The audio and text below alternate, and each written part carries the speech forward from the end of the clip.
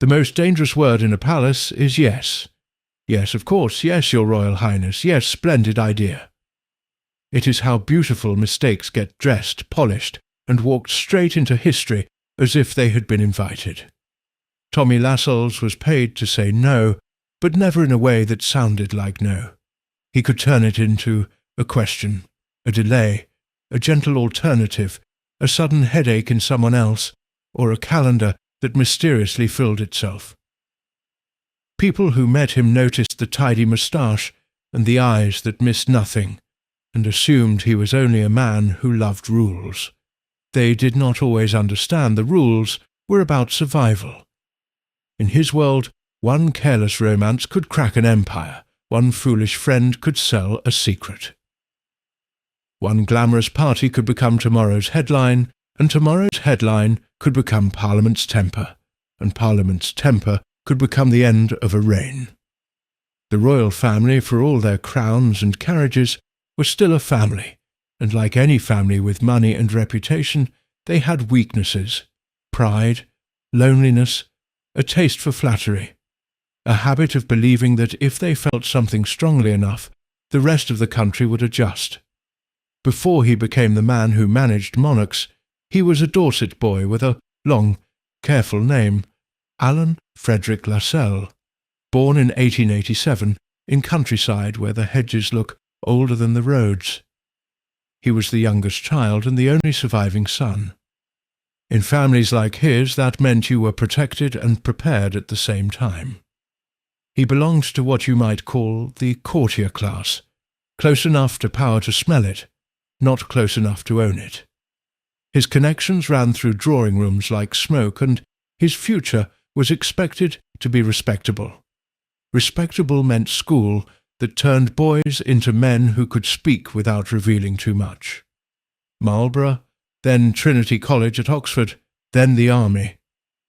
It also trained him to notice small things people did when they believed they were unobserved, the half-glance between husband and wife when a name was mentioned, the way a hostess leaned in when gossip was good, the way a powerful man relaxed when he thought a problem had been handled. Tommy learned early that the real conversations were not the loud ones. The First World War arrived and dragged a whole generation into mud and fear. Tommy served in France and came home decorated for bravery. War sharpened him. Some men returned hungry for thrills. Tommy returned craving order and with a deep suspicion of vanity. After the war he went to India as aide to his brother-in-law, Lord Lloyd, the governor of Bombay. It was heat and ceremony, uniforms and speeches, and a constant effort to make authority look natural. Tommy watched men who believed they were unshakable, and the resentment beneath the polite surface. The empire, he learned, ran on appearances almost as much as it ran on force. In India in 1920, he married Joan Frances Vere Thesiger, the eldest daughter of the Viceroy, Viscount Chelmsford. Joan was not a porcelain doll. She rode, she shot, she looked comfortable in boots, and she did not wilt in the presence of important men. Tommy, who had no patience for fluttering, adored her for it. Their marriage felt less like a romance on display and more like a partnership built to outlast weather. When they returned to England, Tommy was offered a job that sounded like a triumph and felt to him like a risk. Assistant Private Secretary to the Prince of Wales. Edward, the handsome, restless heir to the throne. The Prince of Wales in the 20s was more than a royal. He was a sensation. Newspapers loved him. Crowds loved him. Society women loved him. He was photographed in stylish clothes. He danced, he toured coal mines and shook hands. He spoke to ordinary people as if he had discovered them personally. After the misery of war, the country wanted a star. Inside the palace walls, stardom had consequences. A private secretary, despite the modest title, was a gatekeeper and a shield. He decided what papers reached the royal desk, who got into the room, and what the public saw. If he did it well, nobody noticed him. If he did it badly, everyone noticed the prince. Tommy arrived in 1920 with a soldier's straight back and a courtier's sense of danger. He believed in duty the way other men believed in romance. That would have been fine if his employer had believed the same. Edward had grown up with the weight of being the future king, but he had also grown up with a freedom his father never had. King George V was a man of schedules and discipline, suspicious of novelty, dutiful to the bone. His son was the opposite. Edward liked excitement. He liked friends who laughed loudly. He liked weekends that ran into Mondays. He liked the feeling of being adored. He also liked married women.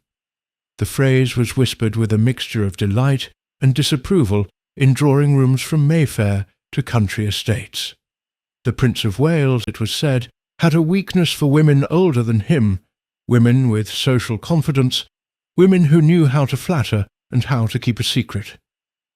A married woman understood discretion, and her marriage, in theory, provided cover. In practice, it provided husbands, and husbands had opinions. Tommy did not arrive to scold, he arrived to manage. He tried to steer the prince toward the right events, the right people, the right tone.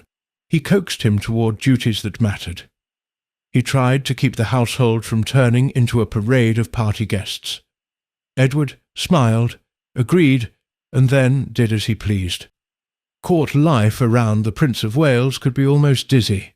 There were country house weekends with shooting and cocktails, London dinners that ended at dawn, theatres, clubs, train journeys, endless outfit changes, endless introductions. The prince would vanish into society, and the staff would scramble to adjust the official schedule around whatever he had done the night before. Tommy's job was to make it all look effortless. That meant lying politely. If the prince overslept, Tommy arranged a delay without saying overslept. If the prince did not read his papers, Tommy made sure the right official spoke to him 5 minutes before an engagement and made it sound like casual conversation. If a hostess was furious because the prince changed plans at the last minute, Tommy wrote a note that sounded warm enough to soothe her pride. There were wet Tuesdays in London when the prince was meant to open something perfectly safe and unglamorous. A charity hospital wing with nurses lined up and a local mayor trembling with pride. The cars were ready, the photographers were ready, the bouquets were ready. The prince, after a night of dancing, was not. A lesser man might have panicked. Tommy picked up the telephone and began to rearrange reality. He spoke to the hospital matron as if a slight delay were a compliment. He spoke to the police as if the crowd should be grateful for extra time to gather.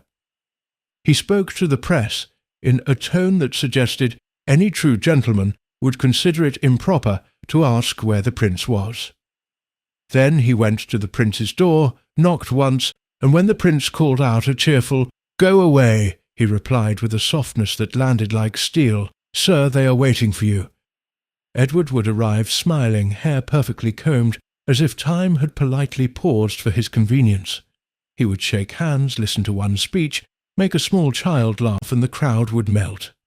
That was the problem. Charm worked. It made bad habits look harmless. Watching the scene, Tommy felt the familiar mix of admiration and dread.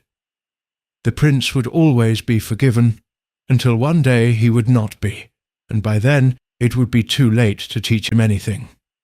And there were dinner tables where trouble announced itself as romance. A married woman, clever enough to use the prince's attention as a shield and a weapon, would glow beside him, and her husband, tired of being the third person in his own marriage, would tighten into silence. Nothing might happen in public, but everyone would sense the weather changing. That was when Tommy earned his money. He would spend the night writing letters that never said, "I am sorry," and yet managed to carry an apology like a wrapped gift. He sent flowers, he sent invitations, he sent silence. By the time society had finished sipping its tea, the incident would be downgraded to rumour, and rumour in that world was a kind of currency. Tommy hated it, and he used it anyway. Joan watched all of this with the calm of someone who had lived in imperial India, and knew that powerful men often behaved like spoiled children. She hosted when required. She smiled when required. She also understood her husband. Tommy came home from palace rooms, heavy with perfume and gossip, and spoke in the blunt language he used only in private. He could not change the prince's nature, but he could try to protect the institution the prince was supposed to inherit. And then, because human beings are not machines, Tommy also found himself offended, not by parties, not even by private mess.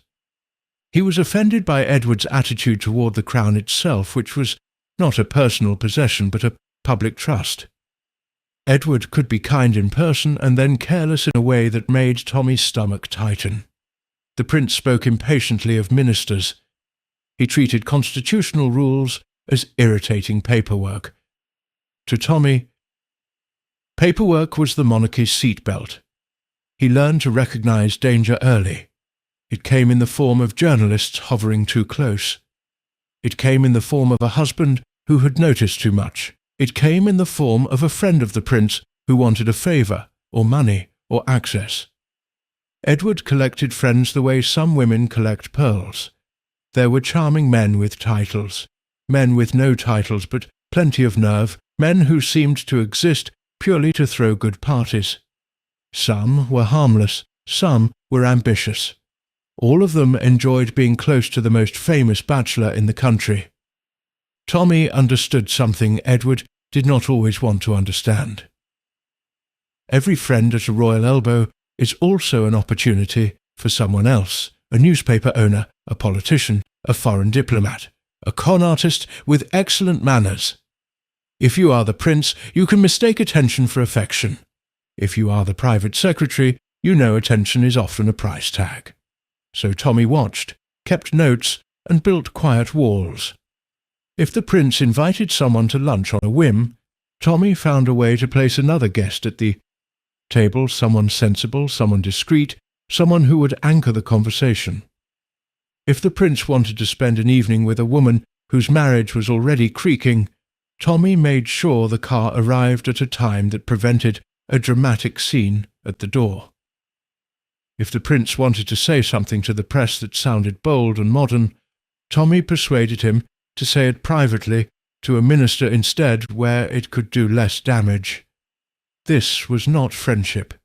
It was protective choreography. There were moments when Edward made it difficult not to like him. He could be genuinely moved by suffering. When he toured poor areas, when he spoke to miners, when he stood in front of men who had lost limbs in the war, something in him softened. He wanted to help. He wanted to be seen helping too, but the desire was not entirely selfish. He had an instinct for human contact, and in those moments Tommy could almost admire him. Almost, because admiration is fragile when the person you admire refuses to be managed by anything as dull as responsibility. The tension between them was not one argument. It was daily wear. Tommy proposed order. Edward proposed charm. Tommy brought papers. Edward waved them away with a smile that implied the country should be grateful for his smile alone. The palace was full of people with opinions. There were older courtiers who adored the prince because they had been trained to adore. There were men who feared him because he might one day be king. There were women in society who felt their own importance rise when the prince chose their dinner table. There were ministers who watched him with polite worry because a constitutional monarchy depends on an heir who can be trusted not to make the government's life impossible. Tommy was not the only one who worried. He was, however, one of the few who worried openly inside the household, and that made him unpopular. Edward did not like being told no, even with a smile. He could accept advice when it sounded like admiration. He did not accept it when it sounded like a warning. And Tommy, for all his cleverness, was not good at flattering. He was good at competence. He was good at judgment. He was good at quietly enduring unpleasant conversations. He was not good at pretending that a prince's worst ideas were brilliant. That is how you get a collision. It came, as these things often do, in the form of people. A prince's circle is never just his. It spreads through society, and it can strangle the walls it climbs.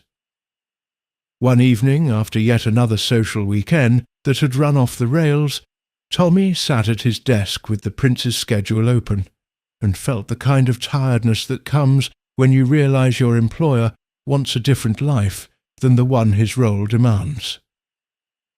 Tommy could fix logistics, he could fix letters, he could fix small scandals. He could not fix a man who believed the rules were for other people. At home, Joan listened, and then asked the question that cut through everything. How long can you do this? It was not only about his patients, it was about his name. In the royal world, loyalty is expected, but responsibility is contagious. If the prince created trouble, people would look to the staff. How did this happen? Who allowed it? Who failed to prevent it? A private secretary who stays too long can be blamed for what he could not control. Tommy began to think of leaving. Leaving a royal post is not like leaving an ordinary job. Everyone sees you. Everyone wonders what you know. Everyone interprets your departure as a statement, even when you insist that it is not. The prince's household was a stage, and Tommy was one of the men behind the curtain. If he walked away, it would be noticed. Edward noticed. The prince was not stupid. He could be careless, but he could also be sharply perceptive when something touched his pride. Tommy's firmness, which had been tolerable when it came packaged with efficiency, became irritating when it began to look like disapproval. Their conversations turned brittle. The prince would make a joke and expect laughter. Tommy would smile and keep his eyes on the papers. The prince would suggest a plan and expect enthusiasm.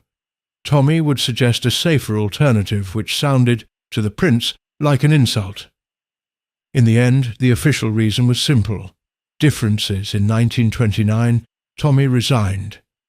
It sounds neat. It never is. There were farewells and polite phrases and the kind of gratitude that can be delivered without warmth. The prince moved on quickly, as charming men do.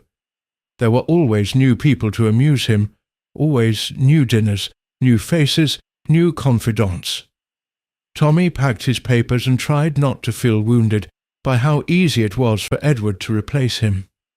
If you ask what Tommy wanted, beneath all the duty and discipline, the answer might surprise you.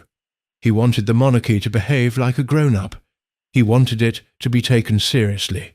He wanted the future king to understand that charm is not leadership, and that popularity is not security. He had tried to guide Edward toward that understanding. Edward had refused. The relief of leaving was real. Tommy and Joan could breathe again. They could live as a family rather than as a household on call. They had children, and the ordinary chaos of domestic life, meals interrupted, boots in the hall, laughter, irritation, affection. Tommy liked home. He liked the idea that when he closed a door, the world stayed outside it. But royal service has a strange gravity. Once you have been inside, the palace does not let you forget it. In 1931, a new post took him across the Atlantic as secretary to the Governor-General of Canada, the Earl of Bessborough. It was still ceremonial and political, still about appearances, but it was also, for Tommy, a chance to use his skills with a degree of autonomy. There were receptions and speeches, official visits, and the constant effort to make the machinery of the empire look smooth. Tommy was good at smooth machinery. He and Joan built a life that was respectable and, for a moment, calmer. Yet even there, in careful correspondence and polite dinners, he could not quite escape the knowledge of what was happening back home. The Prince of Wales was still shining, still adored, still drifting through society with that dangerous belief that he could do anything and be forgiven. In the winter of 1935, a message arrived from London that made Tommy's stomach tighten in a way he recognized immediately. King George V was failing, the court was preparing, quietly, for the inevitable, and someone had decided the household would need a man who could handle not just a monarch, but a family crisis wearing a crown. Tommy looked at the letter, then at Joan, and did not need to speak. The palace was calling again, not because it missed him, but because trouble was coming, and trouble always had a way of finding the people who understood how to keep the doors from blowing off their hinges. Steady hand like his again. The request was wrapped in politeness, but the meaning was blunt. London wanted him back. The old king was fading, the air was unpredictable, and the household needed someone who could keep his head while everyone else was busy keeping up appearances. Tommy read the letter twice, then once more with Joan watching him across the table. Joan did not pretend to be surprised. She had lived close enough to power to know that men like her husband were never truly released. They were simply stored like good silver until the family needed them again. Tommy's first response was the most human one, a quiet, weary no. He had escaped the Prince of Wales once. He had built a life that did not involve waiting for a bell to ring.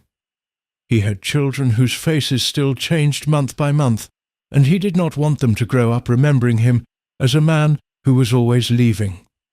Then his second response arrived, the one that had shaped him since the trenches. Duty is not a feeling. It is a decision. He knew what was coming, even if he did not know how it would come. He also knew that if the monarchy was going to survive what was about to hit it, it would need fewer yes-men and more people who could quietly prevent catastrophe. So he returned. London in late 1935 had the particular damp chill that makes even grand buildings look tired. The palace, however, still glittered when it wanted to. Brass shone, carpets muffled footsteps. The clocks kept perfect time, as if time itself were employed there. Yet behind the polish was tension you could taste. People spoke a little more softly. Doors closed a little more carefully. Servants watched faces, and faces watched the king's door. George V was not the sort of man you imagined dying. He had always looked built for endurance, like an old oak that might creak but would not snap. He had also lived hard in ways the public never discussed with full honesty. Cigars, late nights, the relentless grind of ceremony, and a stubborn refusal to be treated as fragile. Now his lungs betrayed him, and the cough that once sounded like irritation began to sound like defeat. Tommy met him first in the way courtiers meet kings in moments like this, not in conversation, not with warmth, but with work. Boxes of papers that still had to be signed, audiences that still had to happen, a nation that still had to believe its monarch was steady, even if his body was not. Tommy's job title sounded modest, assistant private secretary, but the role was intimate. It meant being close enough to see the difference between the king's public face and the private effort required to hold it in place. What Tommy noticed right away was how much the king's household had become a fortress around the sickbed. Queen Mary, who had always given the impression of being carved from dignity, turned even harder now. She had spent her life believing that the crown was not a reward but a discipline. She did not indulge weakness, especially not in public. She did not cry in corridors. She did not allow people to behave as if the monarchy might wobble. She also did not trust her eldest son. Everyone knew it, though nobody said it directly in front of her. The king adored the idea of monarchy, and worried about the man who was set to inherit it. His heir could charm an arena, but would he sit through state papers? Would he accept that the king could not make policy, only embody the nation? Would he understand that being beloved is not the same thing as being wise? Tommy, on his first evening back, walked through a reception room where senior courtiers stood in a cluster as tight as a knot. Their faces were composed, but their hands gave them away. One man rolled a cigarette he never lit. Another smoothed his moustache as if it were a prayer. They spoke about schedules and trains, and underneath the words were the questions nobody wanted to say out loud. How bad is it? How soon? What will he do when it happens? The heir did not spend his nights by his father's bedside. He visited, yes, of course, he visited. He arrived with a handsome face and a concerned expression, and a tenderness that looked convincing. Then he left because there was always somewhere else to go, someone else to see. There was always a dinner, a friend, a weekend, a woman. The king noticed, Queen Mary noticed, Tommy noticed. The Duke of York, Albert, noticed too, and it sat on him like a stone. He was the second son, the dutiful one, the one who still flinched at public speaking because his speech could catch and stumble when nerves tightened. He was also a man with a wife who believed in him fiercely. Elizabeth, the Duchess of York, had a face that could make a room soften.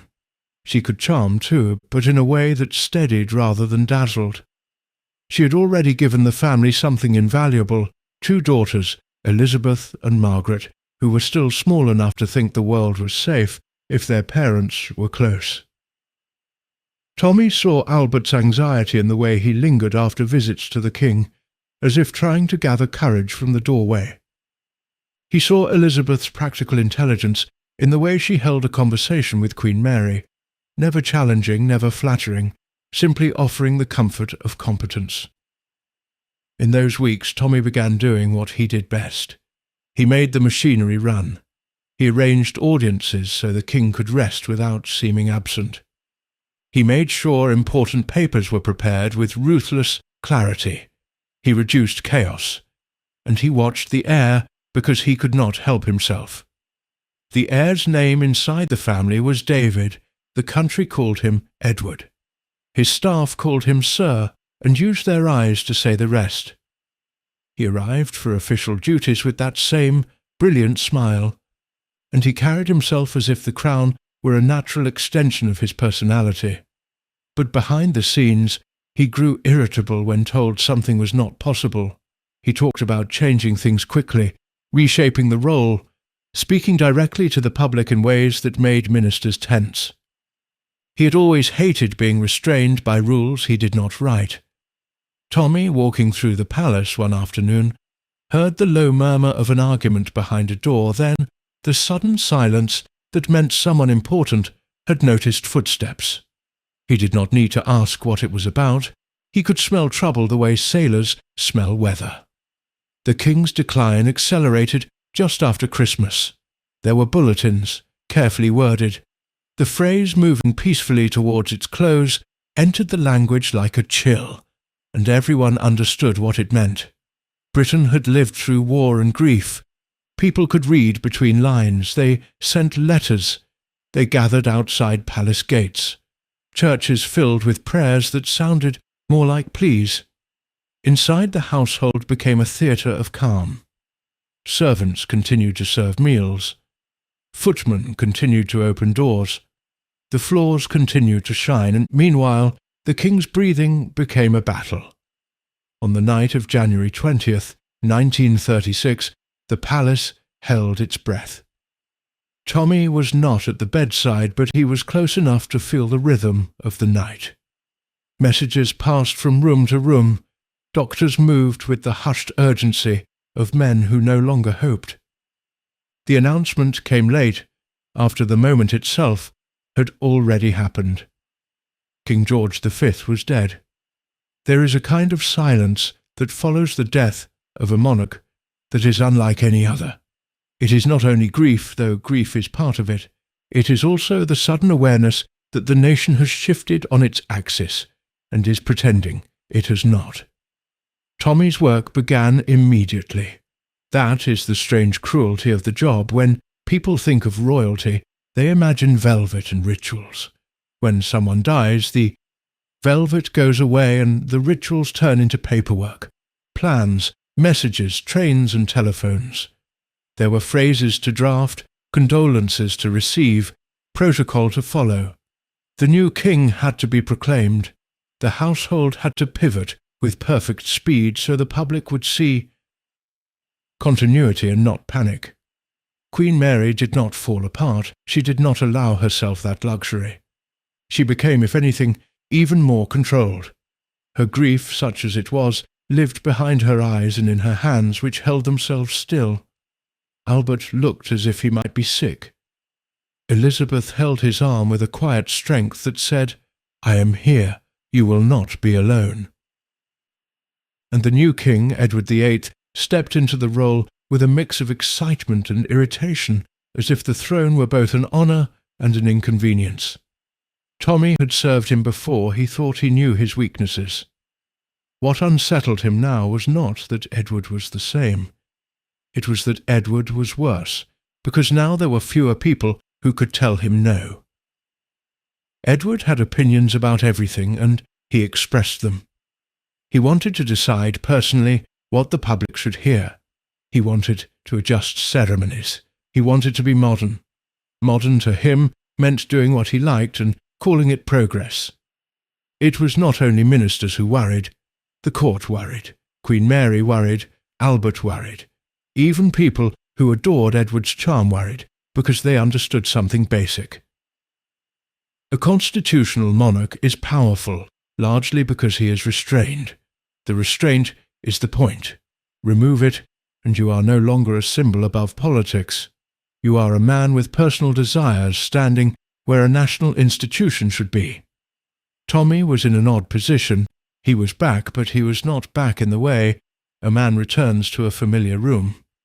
Edward had his own favourites now, men who had not been present during the Prince of Wales years, men who laughed at his jokes and made him feel understood. They saw Tommy as a relic, a stern reminder of responsibilities they preferred to ignore. There was also the matter of a woman. At first her name hovered at the edges of conversation like perfume. An American, clever, stylish, married, divorced once already, depending on who was telling the story and how much they wanted to dramatize it. She did not have a title, which in that world was either a scandal or a thrill. She had a voice people described in conflicting ways, some saying it was fascinating, others saying it was too sharp. Her name was Wallis Simpson. To understand why Wallis was dangerous, you have to understand the royal household's relationship with women. Mistresses were not new. Royal men had been unfaithful as long as royal men had been bored. Society could tolerate a discreet arrangement, particularly if everyone pretended not to notice. Wallis was not discreet in the way the palace understood discretion. It was not that she flaunted it, at least not in the obvious way. It was that she did not behave as if she were grateful. She did not behave as if she were lucky to be noticed. She behaved as if she were the adult in the room, and the king, for all his rank, was the one seeking approval. That was what made people whisper. The whispers did not begin in newspapers, not yet. British newspapers still treated the king's private life with a caution that now seems almost unbelievable.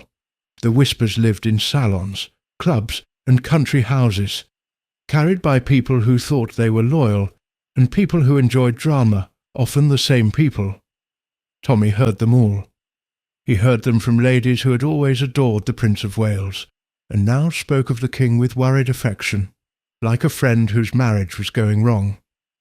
He heard them from men who had never liked Edward, and now sounded almost pleased to have proof that their dislike was righteous. He heard them from staff who heard more than they were meant to, because servants are treated like furniture until someone needs them. Tommy did not enjoy gossip, but he respected it as information. Gossip is how society admits what it refuses to print. The first time Tommy saw Wallis in the flesh, she was not arriving as a villain. Villains in real life rarely enter a room twirling anything. She arrived as a guest, one among many, at a social gathering where the king looked more relaxed than he did in his official life. That in itself was revealing. Edward, who could be impatient with ministers and ceremonies, could sit for hours with Wallis and look attentive, almost tender. Wallis knew how to hold a room without begging it. She did it with quick observations with a kind of dry humour, with a sense that she was not impressed by the very things everyone else was trained to be impressed by. In a palace full of people who bowed and smoothed and praised, her lack of awe felt intoxicating to Edward. Tommy watched the king watching her, and felt that familiar tightening in his stomach. He had seen Edward enchanted before, but this was different. This was not a flirtation to fill a season. This was the kind of attachment that reorganizes a man's mind. Edward's friends, the ones who enjoyed his parties and his generosity, welcomed Wallace with the particular enthusiasm of people who sense a new source of influence. Some of them liked her genuinely. Others liked what she could do for them. A king who is in love is more pliable, and pliable kings are good for those who want favours. The palace staff, the old guard, saw it as a threat not only to morality, but to hierarchy. Queen Mary's world was built on ranks, on order, on knowing who stood where and why. An American divorcee in the king's inner circle was not only improper, it was a challenge to the entire system. Queen Mary did not shout. She did not need to. Her disapproval was like cold air. It could freeze a room without a word. Edward, who had always been sensitive to his mother's judgment, reacted as he often did when cornered. He became stubborn. The more he sensed resistance, the more he clung to Wallace, as if she were proof he could live his life on his own terms. Ministers were trying to get a sense of him as king, and what they sensed was alarming. Edward wanted to speak about unemployment in a way that sounded like he was criticizing his own government. He wanted to visit places and make comments that were affectionate but politically loaded. He did not understand, or did not want to understand, that his opinions could shake markets, anger Parliament, and turn him into a political actor rather than a national symbol. Tommy found himself doing what he had done in the 20s. Only now the stakes were bigger and the room for manoeuvre was smaller. When Edward wanted to send a message that sounded personal and impulsive, Tommy tried to steer it into safer language. When Edward wanted to invite someone questionable to an event, Tommy found a way to make it complicated. When Edward wanted Wallace present at moments where her presence would be interpreted as official recognition, Tommy tried to delay, to divert, to reduce exposure. But Edward had the crown now, and with it a sharper impatience for being managed. It did not help that Edward had little appetite for the dull routines that make government function. He hated reading long dispatches. He hated being told that a rule existed because of a constitutional principle rather than because someone wanted to be difficult. He wanted solutions immediately, and he wanted them to align with his feelings. Tommy, who had spent his life learning that feelings are not plans, found himself facing a king who treated feelings as policy. In private, Tommy's judgments were blunt. He had once said that words like duty and dignity meant nothing to Edward. It was a harsh sentence, and Tommy did not toss harshness around casually. He wrote his thoughts down because he trusted paper more than conversation. Paper did not repeat you with embellishments. Joan, at home, watched the strain return to her husband's face, the old tightness around his eyes. She understood that he was back in the cage he had once escaped. She also understood that there was no point telling him to walk away now. He would not. He would stay until the danger passed, even if it broke his peace to do it. Spring of 1936 arrived with blossoms and a sense in public of a new reign beginning. Officially, the country was meant to feel optimistic. The king was young, handsome, and adored. There were plans for a coronation. There were uniforms being fitted, invitations being imagined, jewels being polished. Behind the scenes, the coronation clock ticked like a threat. A coronation is not only pageantry, it is a vow made in front of God and nation, and it binds a monarch to the rules that govern him. Edward did not fear vows in the religious sense. He feared the idea of being bound. Wallace's marriage was still intact, at least on paper, but paper is not the same as a life. Her husband, Ernest Simpson, was often elsewhere, and people spoke of them as if the marriage were a formality that had already expired. Edward's attachment grew more obvious to those who mattered. The household saw the way he arranged his days around her. Ministers saw how often her name floated into conversation. The Archbishop of Canterbury, who had to think about vows and legitimacy, began to worry in a way that was not only moral but practical. The Church of England did not look kindly on divorce, especially not for a monarch who was its supreme governor. Parliament, too, would have to accept any marriage a king chose, in the sense that it would have to live with the consequences. Governments in the Dominions, Canada and Australia and beyond would also have opinions, because the king was their king too. Edward, with his usual confidence, assumed it could be arranged. This assumption was not based on careful research. It was based on the king's lifelong experience of getting what he wanted. When you are adored from the age of 16, you can begin to believe adoration is a law of nature. Tommy began to see the shape of the coming storm. It was not only about romance, it was about a king who thought he could behave like a private man and still be treated like an institution. It was about a woman who understood influence and did not fear using it. It was about a family divided between those who believed the crown was sacred and those who believed it was flexible. And it was about the quiet people behind the throne, like Tommy, who were expected to keep the whole thing from collapsing without ever admitting it was in danger. There were evenings when Edward held court in private rooms, with friends who spoke as if the old rules were silly, as if the country would surely accept whatever made the king happy, because why would they not? These friends spoke with the breezy certainty of people who had never been told no by anyone who mattered. Tommy listened, sometimes in the room, sometimes just outside it. He learned which friends pushed Edward toward defiance and which tried to calm him. He learned which guests watched Wallace with curiosity and which with calculation. He learned who began sending notes and invitations that included her name too boldly, as if testing whether the palace would object. Then he learned something worse. Edward enjoyed being tested. It made him feel alive. One afternoon, a senior official, careful and pale, spoke to Tommy in a corridor and said, in the flattest tone, that the Prime Minister wanted an urgent discussion. That was how things were said when panic was not allowed. The Prime Minister at the time, Stanley Baldwin, had the calm look of a man who had already lived through political storms and did not plan to be dramatized by another. He also had a sharp understanding of public mood. Baldwin knew what the country would accept, what it would tolerate, and what would make it turn.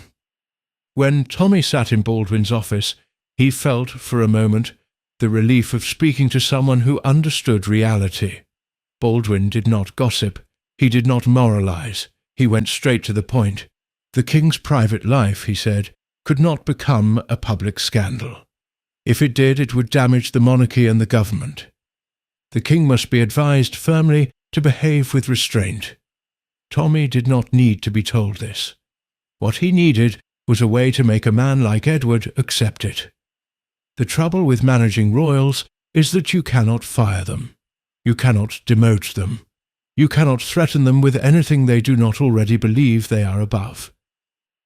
You can only try to persuade them that their own survival depends on accepting limits. Tommy left that meeting with the feeling that the walls were closing in. He knew that Edward would not respond well to pressure from politicians.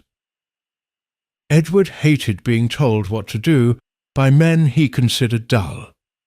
If Baldwin spoke too bluntly, Edward would become defiant. If Baldwin spoke too softly, Edward would hear permission. Tommy's job once again was to translate no into something the king could swallow. At the palace, Edward was in a restless mood. He paced, he made sharp little jokes. He complained about what he called interference. He spoke of love with a kind of indignation, as if anyone who questioned him was heartless. He spoke of Wallis as if she were the first woman who had ever understood him, which is what men often say when they want to justify making a mess. Tommy stood there perfectly composed and did not flinch. He suggested with the politest firmness that the king consider how certain actions might be seen. Seen by the government, seen by the church, seen by the public. Edward's eyes flashed. He did not want to be seen. He wanted to be obeyed. It was in that moment that Tommy recognized the true problem. Edward was not simply in love. He was in love with the feeling that love made him free. And the monarchy, by design, does not allow a monarch to be free in that way. By early summer, the household was divided into camps that did not announce themselves as camps, because in a palace you do not speak of factions. You speak of preferences, loyalties, judgments, concerns. In reality, people were choosing sides. There were those who believed Edward would come to his senses. They spoke of him like a boy going through a phase, as if a crown could be handled like adolescence. They believed time would calm him, that the novelty would fade, that the coronation would anchor him. There were those who believed Wallis would retreat once she understood the consequences. They spoke of her as if she were ambitious, but not suicidal. And they hoped she would choose comfort over collision. There were those who believed she would not retreat at all, because influence can be as addictive as love. They watched her with the wary fascination reserved for women who enter male power structures and refuse to behave properly. And there were those, like Tommy, who believed the king's character was the central issue, and that character does not change because the calendar demands it. He began to notice small, chilling details. The way certain guests were given access at odd hours, the way certain private conversations ended abruptly when staff approached, the way Wallis's name appeared in relation to practical matters that should never have involved her. Once, after an official engagement, Edward returned to the palace and asked for a particular document. Tommy brought it. Edward barely glanced at it. His mind was elsewhere. Then he said casually, as if discussing a menu, that he intended to marry Wallis, if she were free to marry.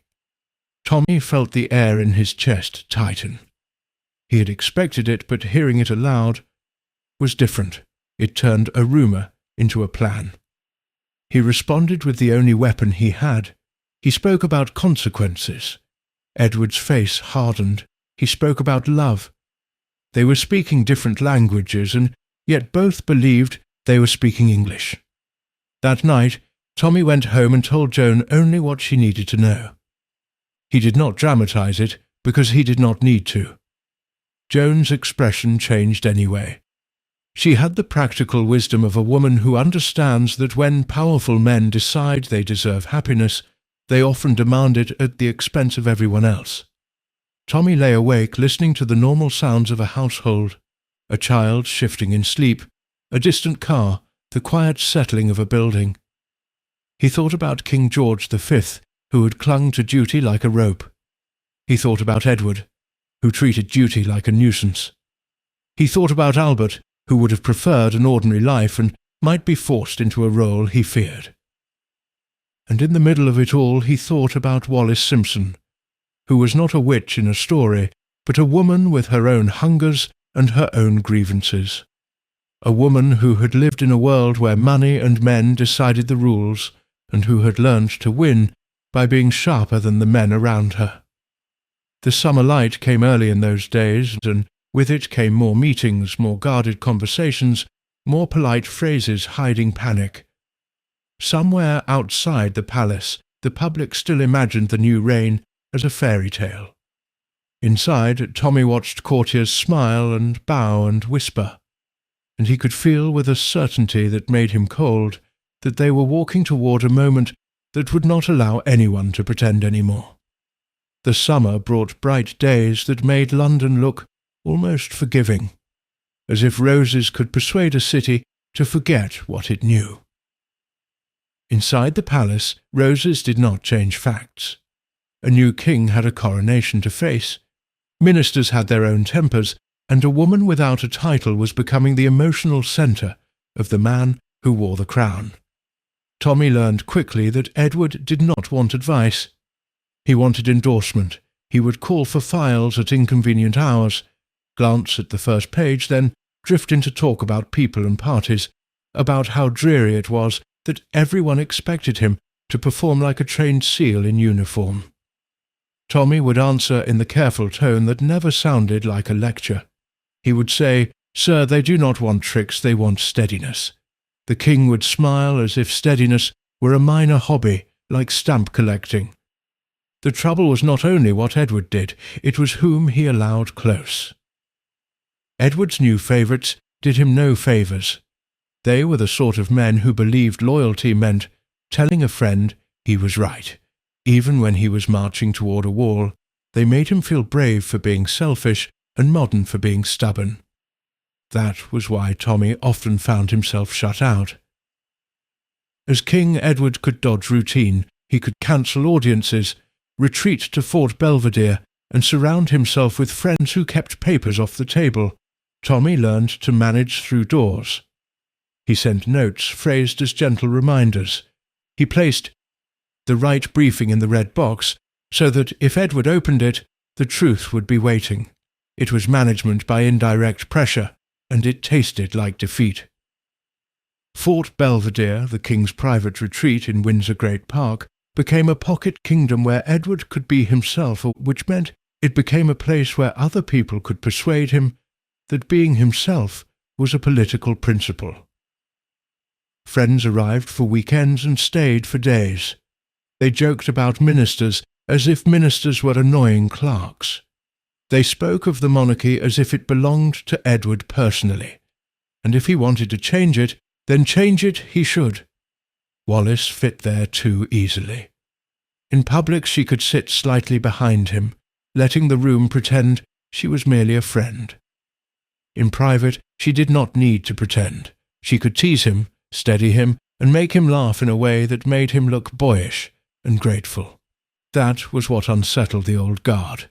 Kings are not supposed to look grateful to their girlfriends. It turns the furniture upside down. Wallis was not a girl. She was 39, and she had lived long enough to learn that men with power can still be needy.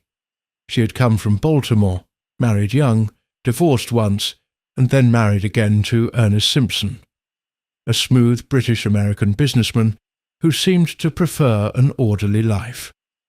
Wallis did not seem built for orderly life. She was built for surviving rooms where everyone was judging her.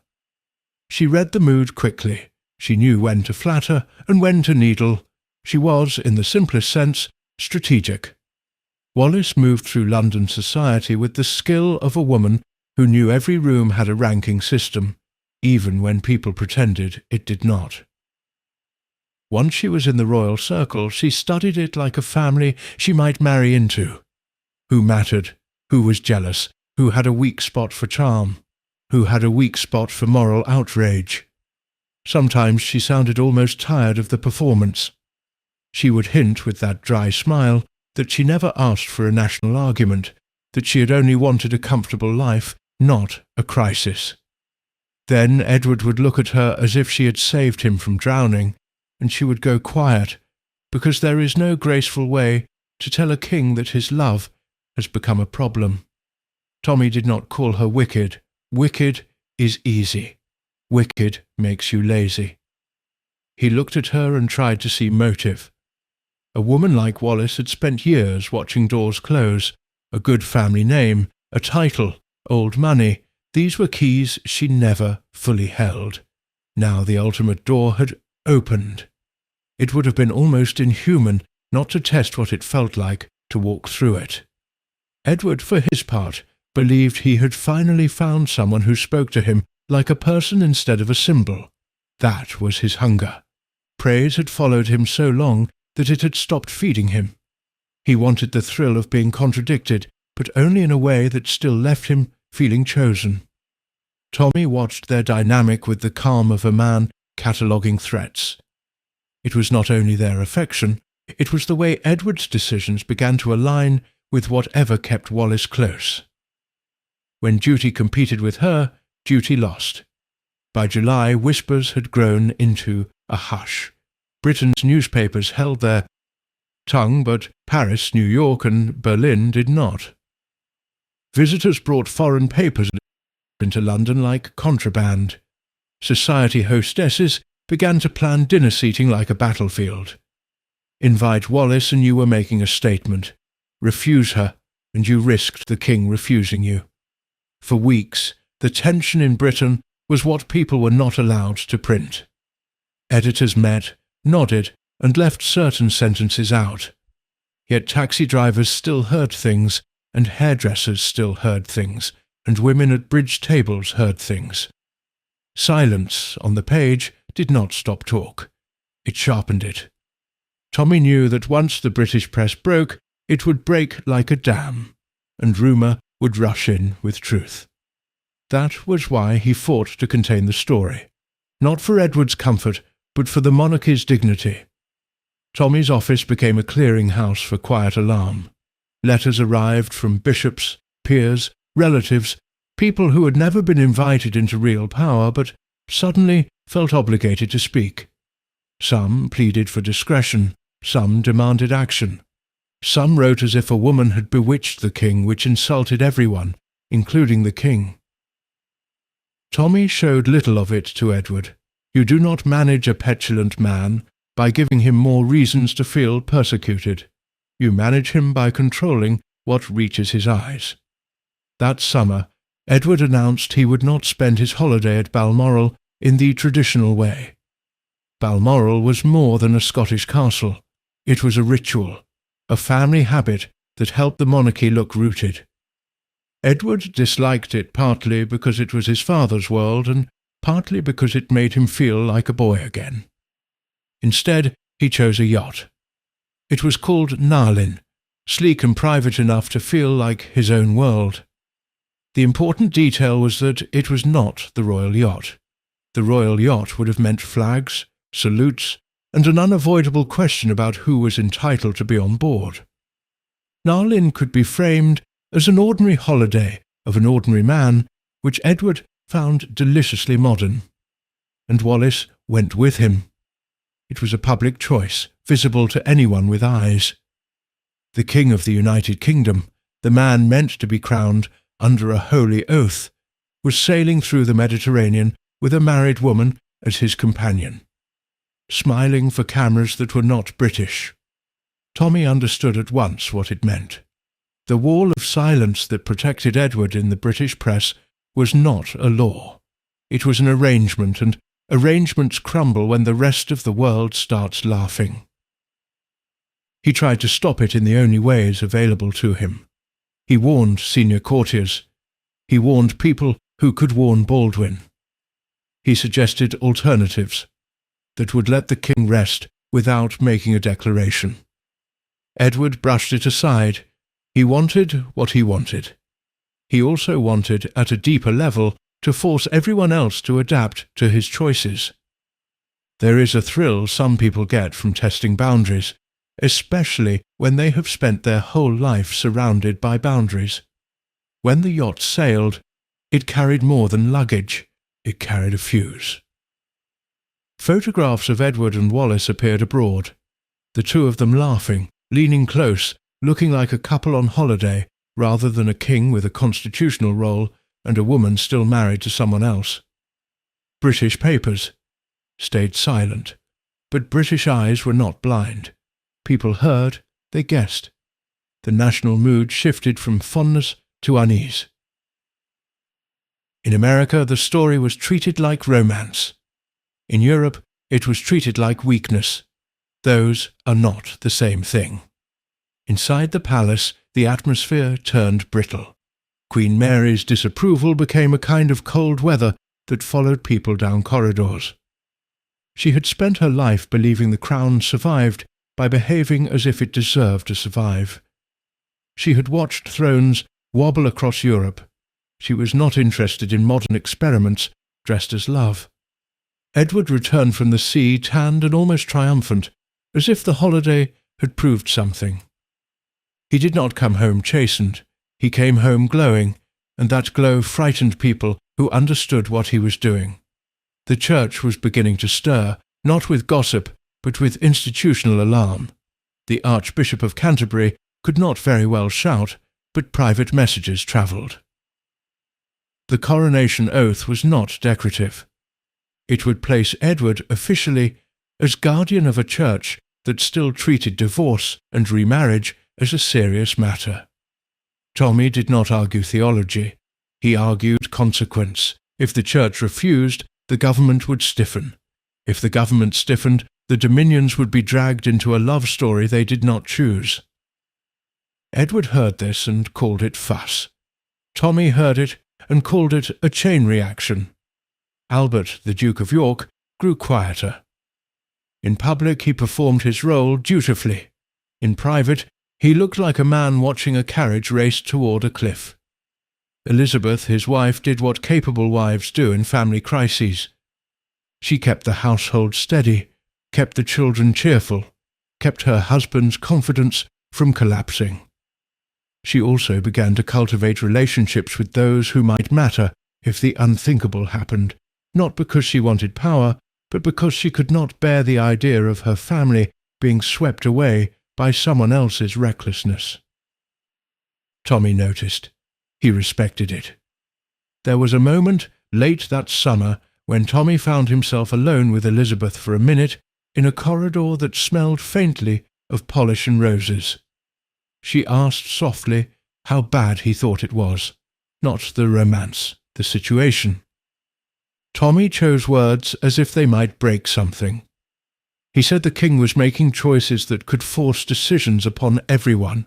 He said that once a decision became public, it would no longer belong to the family. It would belong to Parliament, the Church, and the people. Elizabeth nodded. She thanked him, and in that thank you was something else too, a quiet request to keep doing what he was doing, even if it made him unpopular. In September, the crisis acquired a new shape: divorce. Wallace's marriage to Ernest Simpson had been a polite shell for a while, but now it was being prepared for demolition. Divorce in Britain, then, demanded a reason the court would accept. Adultery was the usual, and adultery often meant staging a situation that satisfied the law while allowing everyone involved to pretend it was merely a formality. To Tommy it felt grim. A king in love with a married woman was already dangerous. A king in love with a woman arranging a divorce, with lawyers and hotel rooms involved, was a scandal waiting for a match. Ernest Simpson was no romantic hero. He was a man caught in a story that had outgrown him. He could have fought, he could have refused, but fighting would have made him a figure in the papers, and men like Ernest often prefer a quiet exit. He seemed, at least outwardly, to cooperate. Cooperative is a gentle word. It can also mean pressured. Around the legal manoeuvring, the establishment began to decide how to stop the marriage without making the monarchy look weak. Some of the gossip turned vicious. There is always an appetite for punishing women who cross boundaries. Rumours about Wallace's past multiplied, carried by people who sounded moral and behaved hungry. Tommy disliked hysteria. Hysteria is not management. Yet he did pay attention to one thing, not whether stories were salacious, but whether they could be used by enemies. Europe was full of men who understood propaganda. A compromised king is a gift. Edward, of course, hated being watched. He called it interference. He insisted Wallace was being persecuted. He spoke of her with a protectiveness that would have been touching in a simpler story. Here it felt like defiance dressed as romance. One afternoon Edward sent for Tommy and paced while he spoke, the way he did when he felt cornered. He said he was tired of being treated like a schoolboy. He said he had a right to happiness. He said that if the government and the church did not like it, then perhaps the monarchy should change. Tommy listened, and when the king paused, expecting agreement, Tommy offered a sentence that was both plain and dangerous. He said the monarchy could not become more personal without becoming more political, and once it became political, it would not survive. Edward's eyes flashed. He said he would marry Wallace, and people would simply have to accept it. That evening Tommy went to Baldwin. The Prime Minister received him with the expression of a man who already knew what he would hear. Tommy relayed the king's tone, the certainty, the refusal to be restrained. Baldwin answered with reality. The king could not marry a divorced woman with a living former husband and keep his position as head of the church. The government would not support it. The dominions would not support it.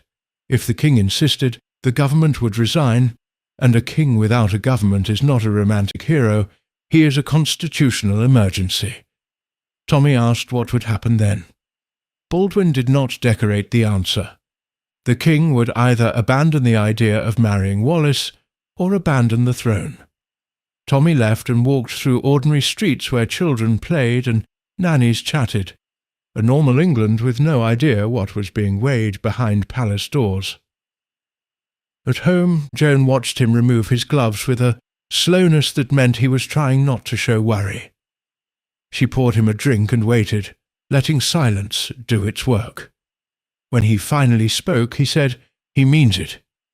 Joan's eyes flickered and she said, "Then we must hope someone else has the strength he lacks." In early October, the divorce petition began to move forward, handled with the quiet efficiency that only happens when powerful people want a matter completed without mess.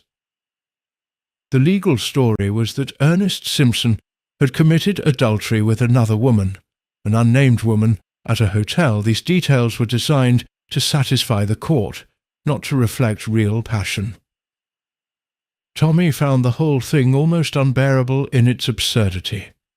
A king's future was being hung on a staged hotel room, on a legal fiction performed so that a real romance could proceed.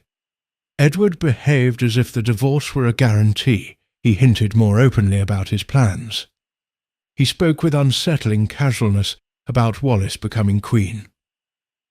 Tommy saw courtiers tighten. He saw Queen Mary's jaw set. He saw Albert's hand tremble once when he lifted a teacup. He saw Elizabeth's eyes sharpen, as if she were doing sums in her head. Outside the palace, the British press still kept its silence, but the silence was thinning. More and more people were hearing the story from abroad. The public mood was not yet furious, but it was not innocent anymore. Once innocence is lost, it does not return. Late one evening, Tommy received a message that the king wanted him at Fort Belvedere. These summonses always meant Edward was in a mood, and moods in monarchs become policy if no one intervenes. The drive through Windsor Great Park was dark and quiet. Inside the house there were voices, smoke, laughter a little too loud. Wallace was there, poised, her face composed, in the way women learn to compose their faces when they know a room is judging them. Edward took Tommy away from the noise and spoke with intensity, as if he had rehearsed. He said he was being forced into a corner. He said that if he could not marry Wallace and keep the throne, then perhaps the throne was not worth keeping. Tommy did not argue about love. He argued about consequences. He said again that ministers were responsible to Parliament, and Parliament represented the people. If the king demanded a marriage the government could not accept, the government would resign. Then the king would discover that the crown is not a private possession. It is a working arrangement with the nation. Edward stared at him, and for a moment Tommy saw something like fear in the king's face, quickly covered by anger. Edward did not want to be frightened. He wanted to be adored. He dismissed Tommy curtly. Tommy returned to London feeling as if he had tried to reason with weather.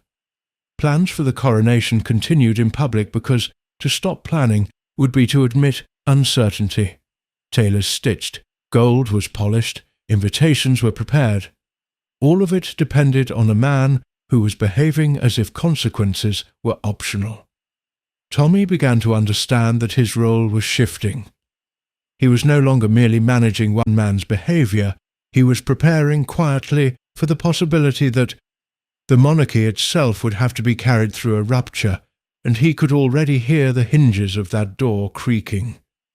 By autumn the palace had learned a new kind of exhaustion, the kind that comes from smiling through a crisis that refuses to stay private.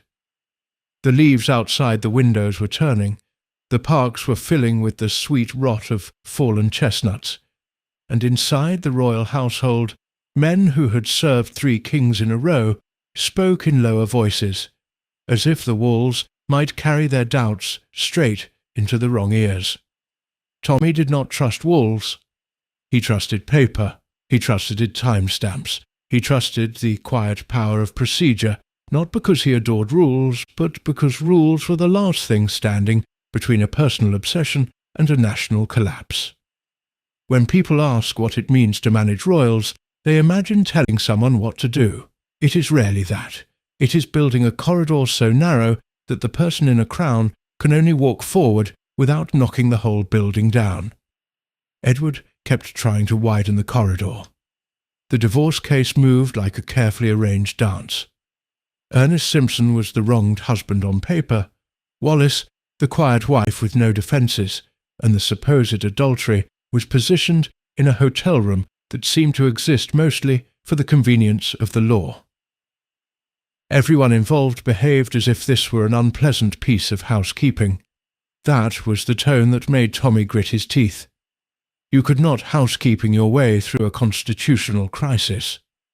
In late October, the court granted the decree nisi, the first step that made Wallace, in the eyes of the law, on her way out of one marriage and, potentially, into another. The newspapers in Britain still held back, but within hours London knew. You could sense it in the way people greeted each other at dinner parties. Their faces said, "I know, do you know? Are we allowed to say it yet?" The pause before anyone spoke became its own confession. Edward treated the decree as if it were a victory. He had the glow of a man who believes a difficult road has ended, when in truth it has only narrowed into something more dangerous. He spoke of Wallace openly in private rooms, making plans with the impatient confidence of someone who has never had to ask permission. He complained that everyone was being ridiculous. He said the country loved him. He said love was the only thing that mattered. Tommy heard this and thought, yes, love matters, but not the way you mean it. Love in a monarchy is complicated. It is expected to be charming, but not disruptive. It is allowed to be private, but never so private that it competes with duty. A king can love his wife. He can even be adored by her. What he cannot do is make the nation feel like an unwelcome guest at its own ceremony. Edward did not understand this, or he refused to. Refusal can look like ignorance when it is dressed as principle. Baldwin was no romantic, which was helpful. He had the calm pragmatism of a man who understood that governments can fall for less than an argument about marriage. He also understood that if the monarchy became a joke, his administration would be dragged down with it. He did not want to be the Prime Minister who let the Crown become a gossip column. He asked Tommy and other palace men for clarity, and clarity was difficult because the king was evasive on paper and bold in conversation. Edward could talk grandly for an hour and leave behind almost nothing you could quote without starting a fire. He had the instincts of a man who had practiced avoiding consequences. Tommy tried to trap him with gentleness, requesting a decision, a written statement, a plan. Edward would agree, then drift away, leaving only the impression that everyone else was fussing. The king had advisers who did not share Tommy's urgency. Walter Monckton, a lawyer and friend, became one of the king's trusted voices, a man with a pleasant manner and a belief that solutions could be found if everyone tried hard enough. Monckton, to his credit, was not out to destroy the monarchy. He believed in Edward. He also believed Edward could have what he wanted without paying the full price. Tommy believed this was wishful thinking, wrapped in legal language. There was a proposal that began to float, the way such proposals do, not in official letters at first, but in conversations that ended with careful silence. A marriage could happen, perhaps, but not a full marriage in the public sense. Wallis could become the king's wife without becoming queen. She would not be crowned. She would not take the title. The children she did not plan to have would not inherit. It sounded, to the men who loved a tidy compromise, like a miracle. To Tommy it sounded like a fantasy that ignored human nature. A woman cannot be married to a king and not be a public figure. A king cannot keep a wife in the shadows without appearing ashamed. And a country does not enjoy being asked to accept a private arrangement for a public institution. Baldwin listened to the idea and dismissed it with the calm of someone who had already consulted the mood of the nation. The government, he said, would not support such a compromise. The Dominions, the other governments under the same crown, would not support it either. If Edward insisted on it, the government would resign. The word resign landed like a stone. For Edward, resignation meant other men being dramatic. For Tommy, it meant the constitutional scaffolding beginning to crack. A monarch without ministers is a symbol without a stage. If Baldwin resigned, the next government would face the same reality. The king could not simply shop for a prime minister who would approve his love story. He could try, but he would discover what no pampered prince likes to discover. He could be stubborn and still lose. Edward reacted as if this were an outrage. He said he would go to the people. He hinted about speaking directly, about making a radio address to explain his love, as if a warm voice could dissolve parliamentary authority. He spoke as if the monarchy were personal, and the government were the intruder. Tommy felt a cold clarity. This was what he had feared in the 20s, now expanded to the size of a nation. Edward believed his charm could overrule the system. Meanwhile, Wallis began to show signs of strain, not in public where she remained composed, but in small private moments that filtered back through the household like smoke under a door. She was receiving letters. Some were fawning, some were cruel, some were obscene. People wanted to punish her for breaking a rule that men had broken for centuries, and they wanted to do it with the confidence of morality. Wallis also had friends who worried about her, and friends who fed her ambition, and friends who did both in the same breath. The circle around her and Edward became its own little court, complete with favourites and jealousies. People watched for signs. Was she thrilled? Was she frightened? Was she pushing him? Was she trying to stop him? Every woman in that world understood that the truth could be messy. A woman can love a man and still love the power he gives her. She can fear the consequences and still feel unable to step away, because stepping away would mean losing the one chance she believes she has earned.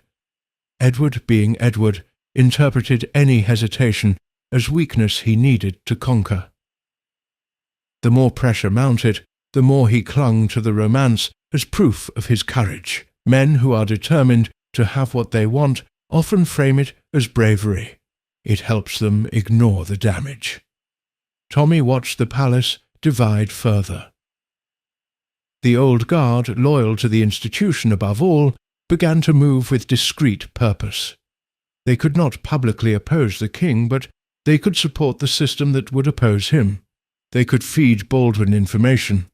They could insist on protocol. They could slow the king's attempts to bypass procedure.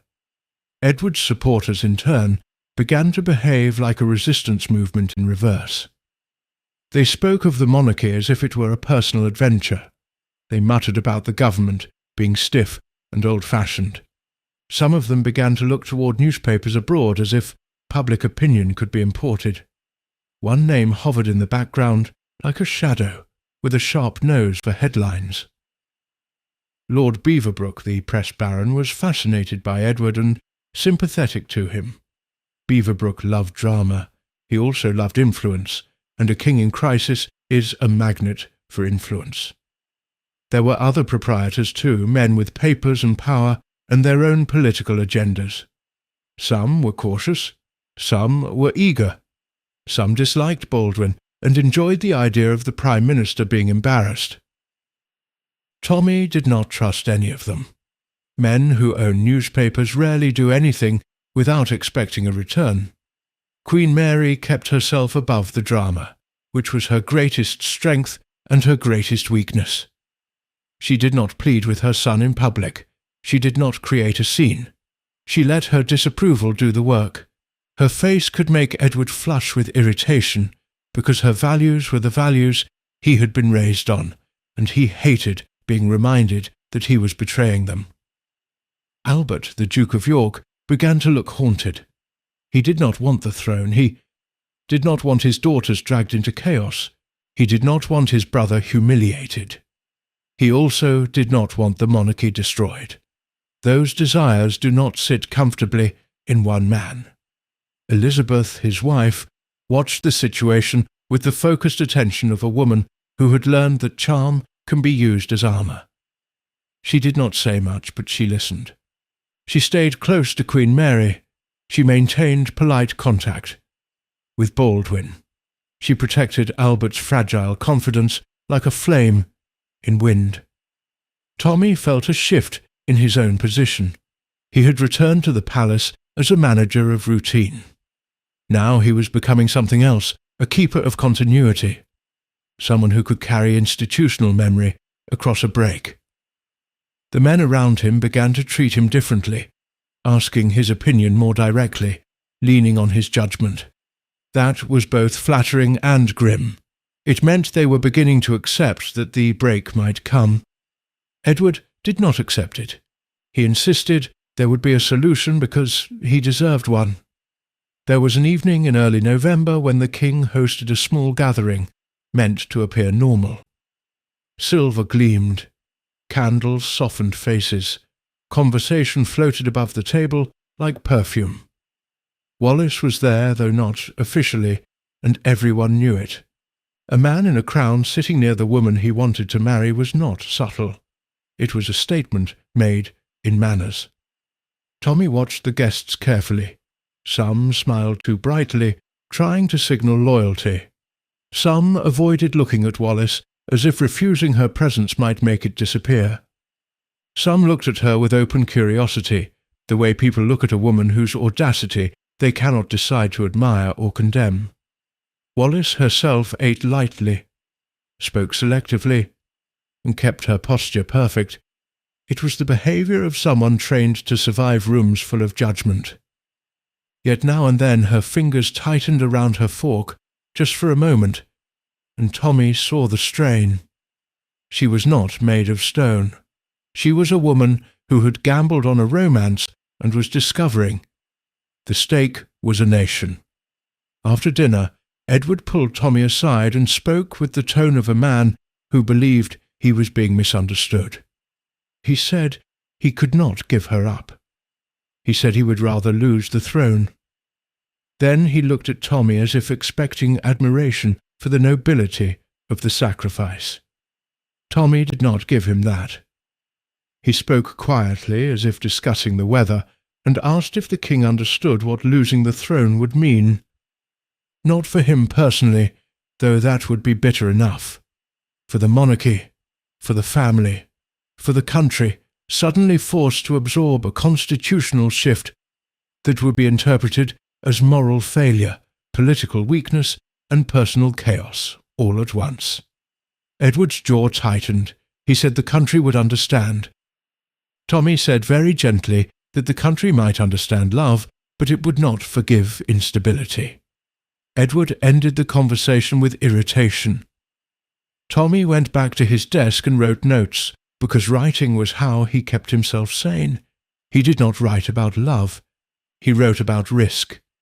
The next weeks were a blur of consultations.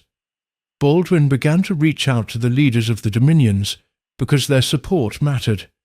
The crown was shared, and a crisis in London was a crisis in Ottawa and Canberra and elsewhere. The dominions did not all think alike. Some were more religious. Some were more pragmatic. Some were quietly offended at the idea that they would be dragged into scandal. Their responses, filtered back through government channels, were not encouraging for Edward. To Edward, this felt like betrayal by distant cousins. To Tommy, it felt like the system working as designed. A monarchy shared across nations cannot be treated as a private toy. As the political net tightened, Edward's behaviour became more volatile. He vacillated between charm and rage. He would be tender to Wallace, then furious at Baldwin. He would talk of compromise, then reject it. He would promise to consider the government's position, then speak of going over their heads. Tommy understood that in crisis, people reveal their deepest habits. Edward's habit was to seek comfort in defiance. The more resistance he met, the more determined he became to prove he could not be restrained. Wallace, meanwhile, began to whisper about stepping away. The idea appeared in conversation like a fragile bird. She told some friends she did not want to destroy the monarchy. She hinted that perhaps Edward would be happier without her, yet she did not leave. She could not, or would not. There were practical reasons. She was in the middle of a divorce, exposed and vulnerable. If she left Edward now, she might be stranded. A scandal without a protector. There were emotional reasons too. Edward was not a casual lover. He had built his identity around her. He clung, he begged, he framed her as his salvation. It is hard to walk away when a man insists you are the only thing keeping him alive. And there was also the small matter of pride. Wallace had stepped into a world that judged her from the start. To retreat would mean letting those judges believe they had been right about her. Some women can tolerate being disliked. They cannot tolerate being dismissed. Tommy did not blame her for being human.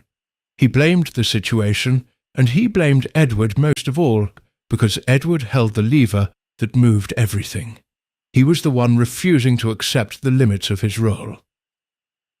In mid-November, Baldwin requested a formal meeting with the king, one that could not be avoided, one that would force Edward to hear the ultimatum in plain terms. The meeting was arranged with the careful seriousness of a doctor preparing to deliver bad news. There were no extra guests, there were no distractions. There was only the king, the prime minister, and the men who would record what happened. Tommy was not the man who spoke the ultimatum, but he was close enough to feel its weight. He watched Edward's face as Baldwin spoke. Baldwin's tone was respectful, but the message was hard. The government could not support the king marrying Wallis Simpson. The government could not support a compromise marriage. If the king insisted, the government would resign. If the government resigned, the king would face an immediate constitutional crisis. The king must choose. Edward listened like a man being insulted. He argued. He insisted that public opinion was on his side. He insisted that he could speak to the people. He spoke as if Baldwin were a servant, not the elected head of government. Baldwin remained calm. Calm can be devastating when someone expects drama. He said the king could not address the nation on such a matter without the government's approval. That was how the system worked. If the king attempted to do it anyway, the government would act to prevent it. Edward's eyes narrowed. He was not used to being told he could not. Tommy watched, and inside him something settled. This was no longer a problem that could be managed quietly. It had moved into the realm of decisions that would be seen. After the meeting, Edward retreated to Fort Belvedere in a fury. He surrounded himself with loyal friends and complained about Baldwin's stubbornness. He spoke of honour and love. He acted as if he were the victim of a conspiracy. Tommy knew Edward too well to be comforted by his outrage. Outrage in Edward was often the prelude to rash action.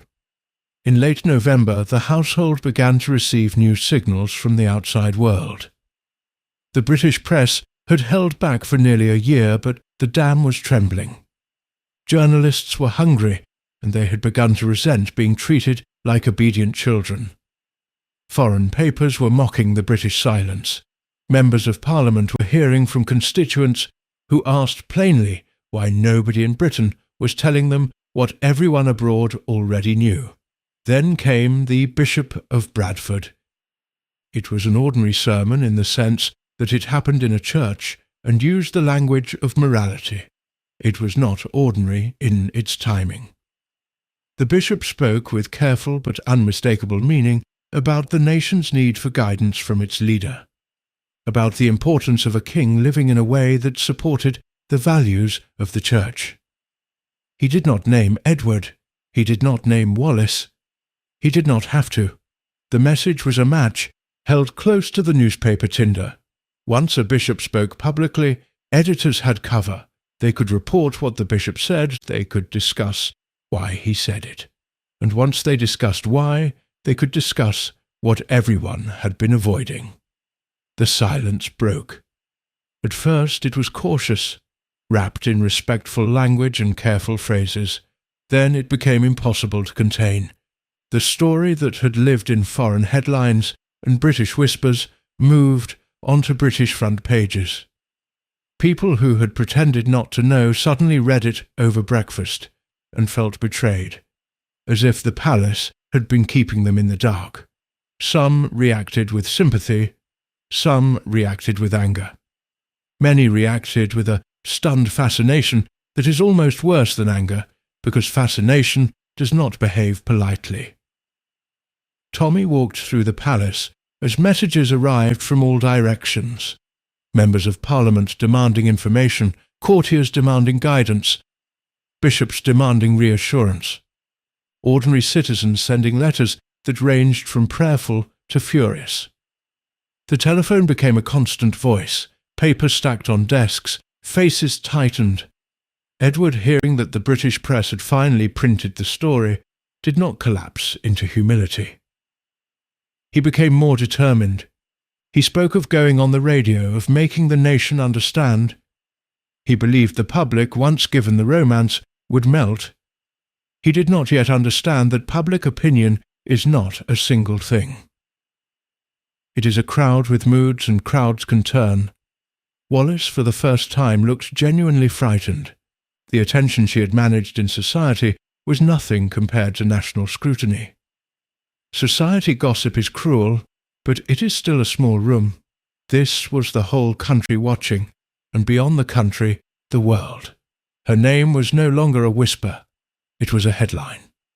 Friends urged her to leave England, to remove herself from the centre of the storm, at least temporarily.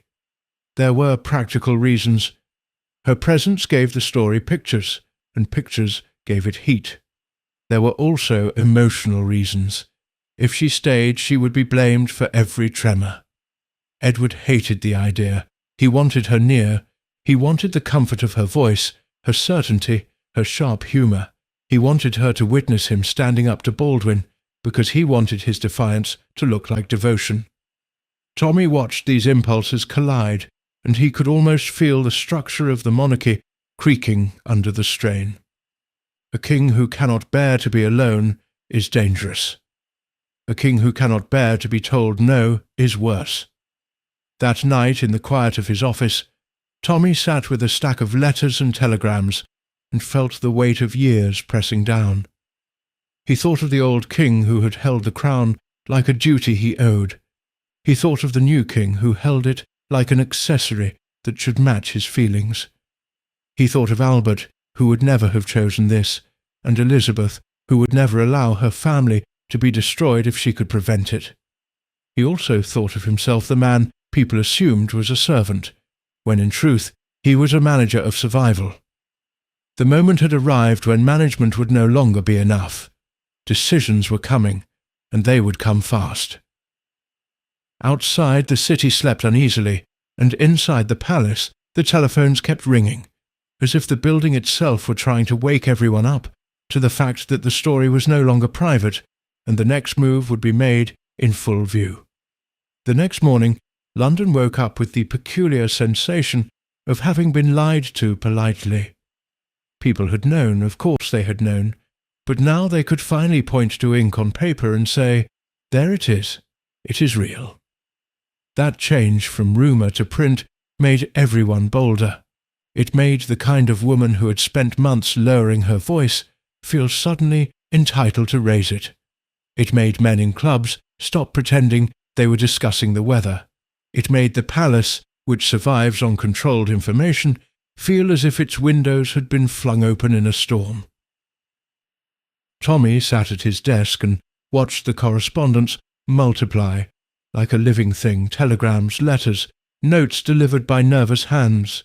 Some came from people who mattered, bishops and ministers and senior courtiers. Others came from people who mattered only because they believed they did, the sort of earnest citizens who address a king as if he were a dear cousin. There were scolding letters written in careful handwriting. There were pleading letters soaked in sentiment. There were cruel letters that tried to turn Wallis Simpson into a symbol of everything the sender disliked about modern life. Tommy read faster than any man should have to read, sorting the messages by what required action and what required silence. The king did not sit quietly while the world talked about him. Edward VIII reacted like a man whose privacy had been stolen, even though he had been the one leaving footprints all over Europe. He phoned, he summoned, he raged. He insisted he had been treated unfairly. He spoke of love and honour as if those words could force Baldwin to resign his own judgment. Tommy had met many angry men in his life, officers in war, politicians under pressure, husbands humiliated at dinner tables. The dangerous ones were never the loudest. The dangerous ones believed their feelings were a form of evidence. Edward believed that. It made him unpredictable, and unpredictability is poison in a constitutional system. Stanley Baldwin did not enjoy the drama, which was why he was useful. He treated it as a problem to be solved, not a story to be savoured. Yet even Baldwin, with his calm face and his tidy phrases, could not make this small. It had become public, and that meant it belonged to Parliament, the Church, and the Dominions as much as it belonged to the royal family. Tommy moved between palace and government like a man carrying hot liquid. Every sentence had to be steady, or it would spill. When he spoke to ministers, he translated the king's moods into something they could plan around. When he spoke to the king, he translated the ministers' limits into something Edward might accept without exploding. It was exhausting work, made worse by the fact that Edward was now surrounded by people who encouraged him to be heroic about his own stubbornness. Their advice had the sweet tone of flattery. They told him the country would rally around a king who chose love. They told him Baldwin was old-fashioned. They told him he could appeal to the people directly. The king's eyes would brighten at the idea, not because he was cruel, but because he was a performer. He wanted an audience. He wanted to tell his story with his own voice. He wanted applause at the end. Tommy knew there would be no applause. There would be constitutional wreckage. When Baldwin told Edward firmly that the king could not make a radio broadcast on this matter without the government's consent, Edward behaved as if he had been slapped. He had always believed a microphone belonged to him. He did not understand that in this system the monarch speaks publicly only through the government, because otherwise the monarch becomes a political actor, and a political monarch is either defeated or dangerous. Edward paced in his rooms, complaining that he was trapped. He called it his personal tragedy. Tommy looked at the walls lined with paintings and the servants moving silently with trays and thought, trapped is a word that means something else to most people. Wallis, for the first time, began to act as if she understood the heat of the spotlight. She had always been composed, even amused when society gossiped. This was different. This was not a handful of duchesses whispering. This was the entire moral imagination of a nation focusing on her like a harsh lamp. She began to receive advice from every direction. Friends urged her to step away. Others urged her to stand firm, because if she retreated now she would be blamed anyway, so she might as well win. She listened, she smoked, she went quiet for long stretches. When she did speak, it was often with that dry edge that had charmed Edward in the first place, but now the edge sounded tired. There was also the small matter of safety. People outside Buckingham Palace were not only curious, they were emotional. Some came to shout support. Some came to shout disapproval. A woman in her position becomes a target for anyone who needs a villain to feel powerful. The idea formed gently at first, then with urgency, that Wallis should leave England for a while. Not forever, just long enough to let the air cool. It was a sensible plan in every way except the one that mattered most. Edward could not bear it. He wanted her near him because near her he felt calm. Without her, he felt the full weight of what he was doing. He was a man who had always fled discomfort, and now discomfort was everywhere. He clung to her like an anchor, not realizing that the anchor was attached to the very storm dragging him down. Tommy watched the tug-of-war and made a decision. He would push for her departure anyway. If Edward could not handle the distance, then that weakness needed to be seen clearly by those around him. A king who cannot function without his mistress is not romantic, he is unstable, and instability is what the country would refuse to crown. It was done with the usual British method. No one announced it as a command. It was framed as concern for her well-being. It was wrapped in phrases about rest and privacy. Arrangements were made quietly. A car at the right hour, a route that avoided crowds, a destination across the Channel where she could be sheltered by friends and servants and silence.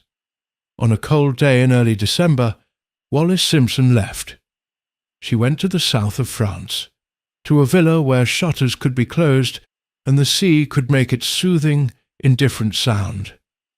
Photographers still tried to catch her face because photographers are parasites with good manners.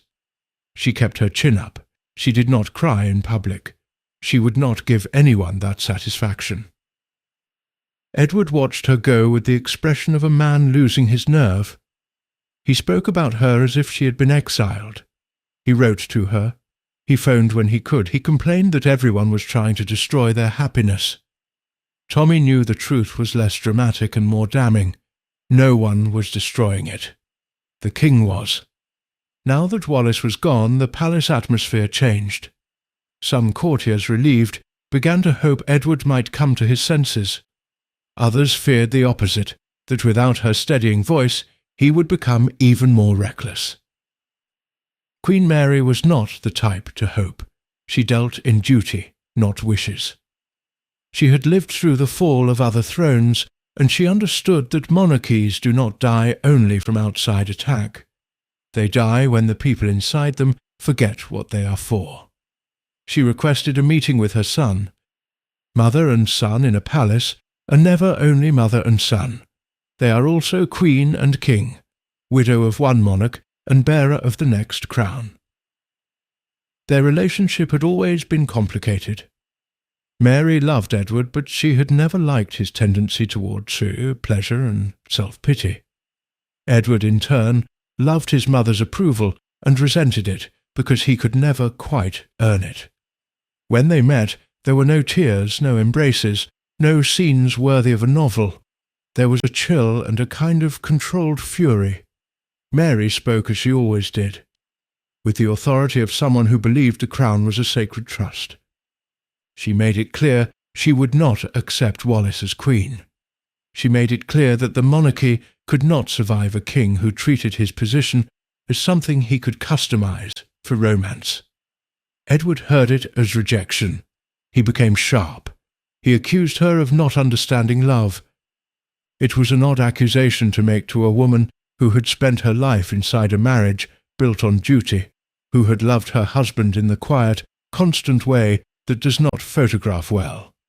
Mary's face, people said, did not change much. It did not need to. Her disappointment was an entire weather system.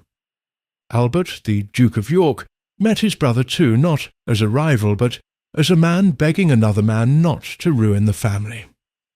Albert was deeply uncomfortable with confrontation. He was also desperate. His stammer, which could flare under stress, made conversations like this painful. Yet he tried. He spoke about responsibility. He spoke about their father. He spoke about the country. He spoke about their mother's anguish. Edward listened, and for a moment something in him softened. Brothers, even royal ones, carry childhood with them. There were memories in their faces that no minister could reach. For a moment Edward looked tired, almost frightened. Then he hardened again. He said he would not be bullied. He said he would rather go. Albert left looking ill. Elizabeth, waiting for him, took his hand and guided him like a woman guiding a man across a narrow bridge. She did not scold him for failing to save his brother. She did not dramatize his fear. She simply steadied him because she understood something Albert had not yet fully accepted. If Edward did go, the bridge would become their own. Tommy watched the York household with a new seriousness. He had always respected Albert's decency. Now he began to pay close attention to Elizabeth's strength. She was charming, yes, but her charm was not a party trick. It was disciplined. It was used to calm rooms, to make people cooperate, to make difficult truths easier to swallow. She understood that perception matters, and she was willing to work for it. The crisis moved into its final phase with a dreadful speed that still felt, to those living it, like endless waiting. Baldwin needed a decision. Parliament needed clarity. The Dominions needed to know whether they were about to be dragged into an argument about the church and divorce. The palace needed to know whether it was preparing for a coronation or a catastrophe. Edward, still believing in his own charm, returned to the idea of a compromise marriage. Wallis could be his wife, but not queen. The word for it had an old European flavour, a marriage that grants the husband a wife, but denies her the full rank. It sounded neat. It sounded legal. It sounded, to Edward, like a way to win. Baldwin said no. Not with anger, not with moral outrage, with the calm of a man who understood public reality. He explained that such an arrangement would not be accepted. The Church would not accept it. The people would not accept it. The Dominions would not accept it. A king cannot have a private wife and a public crown. Edward reacted with outrage again, as if the nation were being unreasonable in refusing to bend around his personal life. Tommy watched the conversations and felt the old familiar disgust rise, not at love, not even at scandal, but at entitlement. Edward had been adored so long that he had started to confuse affection with permission. He believed the country belonged to him rather than the other way around. On December 3rd, Baldwin met the king again, and the message was repeated in plain terms. If Edward insisted on marrying Wallis, the government would resign. If the government resigned, the king would be forced to find another government that could command a majority in Parliament. No such government existed on this question. The king would either abandon the marriage or abandon the throne. That evening, Edward's people began to behave like a court in siege. Loyal friends came and went, carrying gossip, advice, and their own agendas. Some urged him to fight, some urged him to surrender. Some, quietly, began to position themselves for life after Edward, because even the most loyal courtier has to think about where his next meal is coming from. Tommy took no comfort in that. He had seen this dynamic before. When a man in power starts to wobble, the first thing that falls is sincerity. Edward also began to talk more openly about abdication. He used the word like a threat. If you do not give me what I want, I will leave you with a mess. It was the tone of a man who still believed he was the prize. The problem was that the country might accept his departure as a relief. Baldwin did not flinch. If the king wanted to abdicate, Baldwin would manage it. There was no other choice. What made it horrifying was not that it could not be done, but that it could be done. The crown, which people liked to imagine as unbreakable, had a procedure for a king stepping aside. It had been thought about. It had been prepared for. That fact alone was sobering. Tommy's role changed again. Now he was not only translating and delaying. He was preparing paperwork that would move a crown from one head to another in a matter of hours. Without a revolution, without gunfire, without the country realizing how close it was to a constitutional heart attack. Drafts began to appear, formal language, heavy as stone, instruments, declarations, the legal phrases that turn an emotional choice into a binding act. Edward wanted to control the story even now. He wanted a speech. He wanted to make it romantic. He wanted to present it as a noble sacrifice. He wanted the world to see him as a man giving up power for love, not as a man losing power because he could not accept his role. Tommy understood that the speech would matter. Words in a king's mouth can soothe or inflame. If Edward sounded bitter, he could poison the monarchy his brother would inherit. If he sounded self-pitying, he could invite contempt. If he sounded too charming, he could make Albert look dull by comparison, which would be cruel and dangerous. Edward did not think in those terms. He thought in terms of his own drama. Meanwhile, Wallis in France was receiving Edward's letters and phone calls, and the growing sense that she had become the hinge of a history book. Some people later liked to claim she had engineered everything. Others insisted she had tried to stop him. The truth was likely more ordinary and more complicated. She had enjoyed his devotion. She had enjoyed the power. She had also begun to understand the cost, and cost is not as glamorous as influence. There were moments, filtered back through intermediaries, when Wallis sounded close to panic. She told friends she never wanted him to abdicate. She said she would not marry him if it meant the throne. Then she would say in another breath that she could not bear to lose him. Love and fear made a terrible stew. Edward seized on the parts that suited him. If she said she did not want him to abdicate, he heard it as proof of her selflessness. If she hesitated, he heard it as fear he must overcome. He built her into a symbol of his own courage. In the palace, the Yorks were being pulled into preparations they did not want and could not avoid. Albert was told quietly that if Edward abdicated, he would become king immediately. There would be no pause, no long mourning, no gentle transition. The country would need a new monarch the moment the old one stepped down. Albert reacted as any decent man might. He was horrified. He did not want to take his brother's place. He did not want to be compared. He did not want to carry the shame of the family drama. He did not want to face microphones with his speech still fragile. He did not want to become the focus of a nation that had spent years adoring Edward's glamour. Elizabeth reacted differently, not because she desired the crown, but because she understood that fear is a luxury you cannot indulge when responsibility arrives. She began to organize. She asked questions. She listened to advice. She watched the staff. She watched Tommy. Tommy found himself drawn reluctantly into their orbit. If Albert became king, he would need a private secretary with nerves and experience. The household knew it. Baldwin knew it. Queen Mary knew it. Elizabeth certainly knew it. Tommy was the obvious choice, which meant the choice was already being made, whether anyone said it aloud or not. One evening Elizabeth asked to see Tommy, not with pomp, with a quiet request that still carried authority. When they spoke, she did not cry.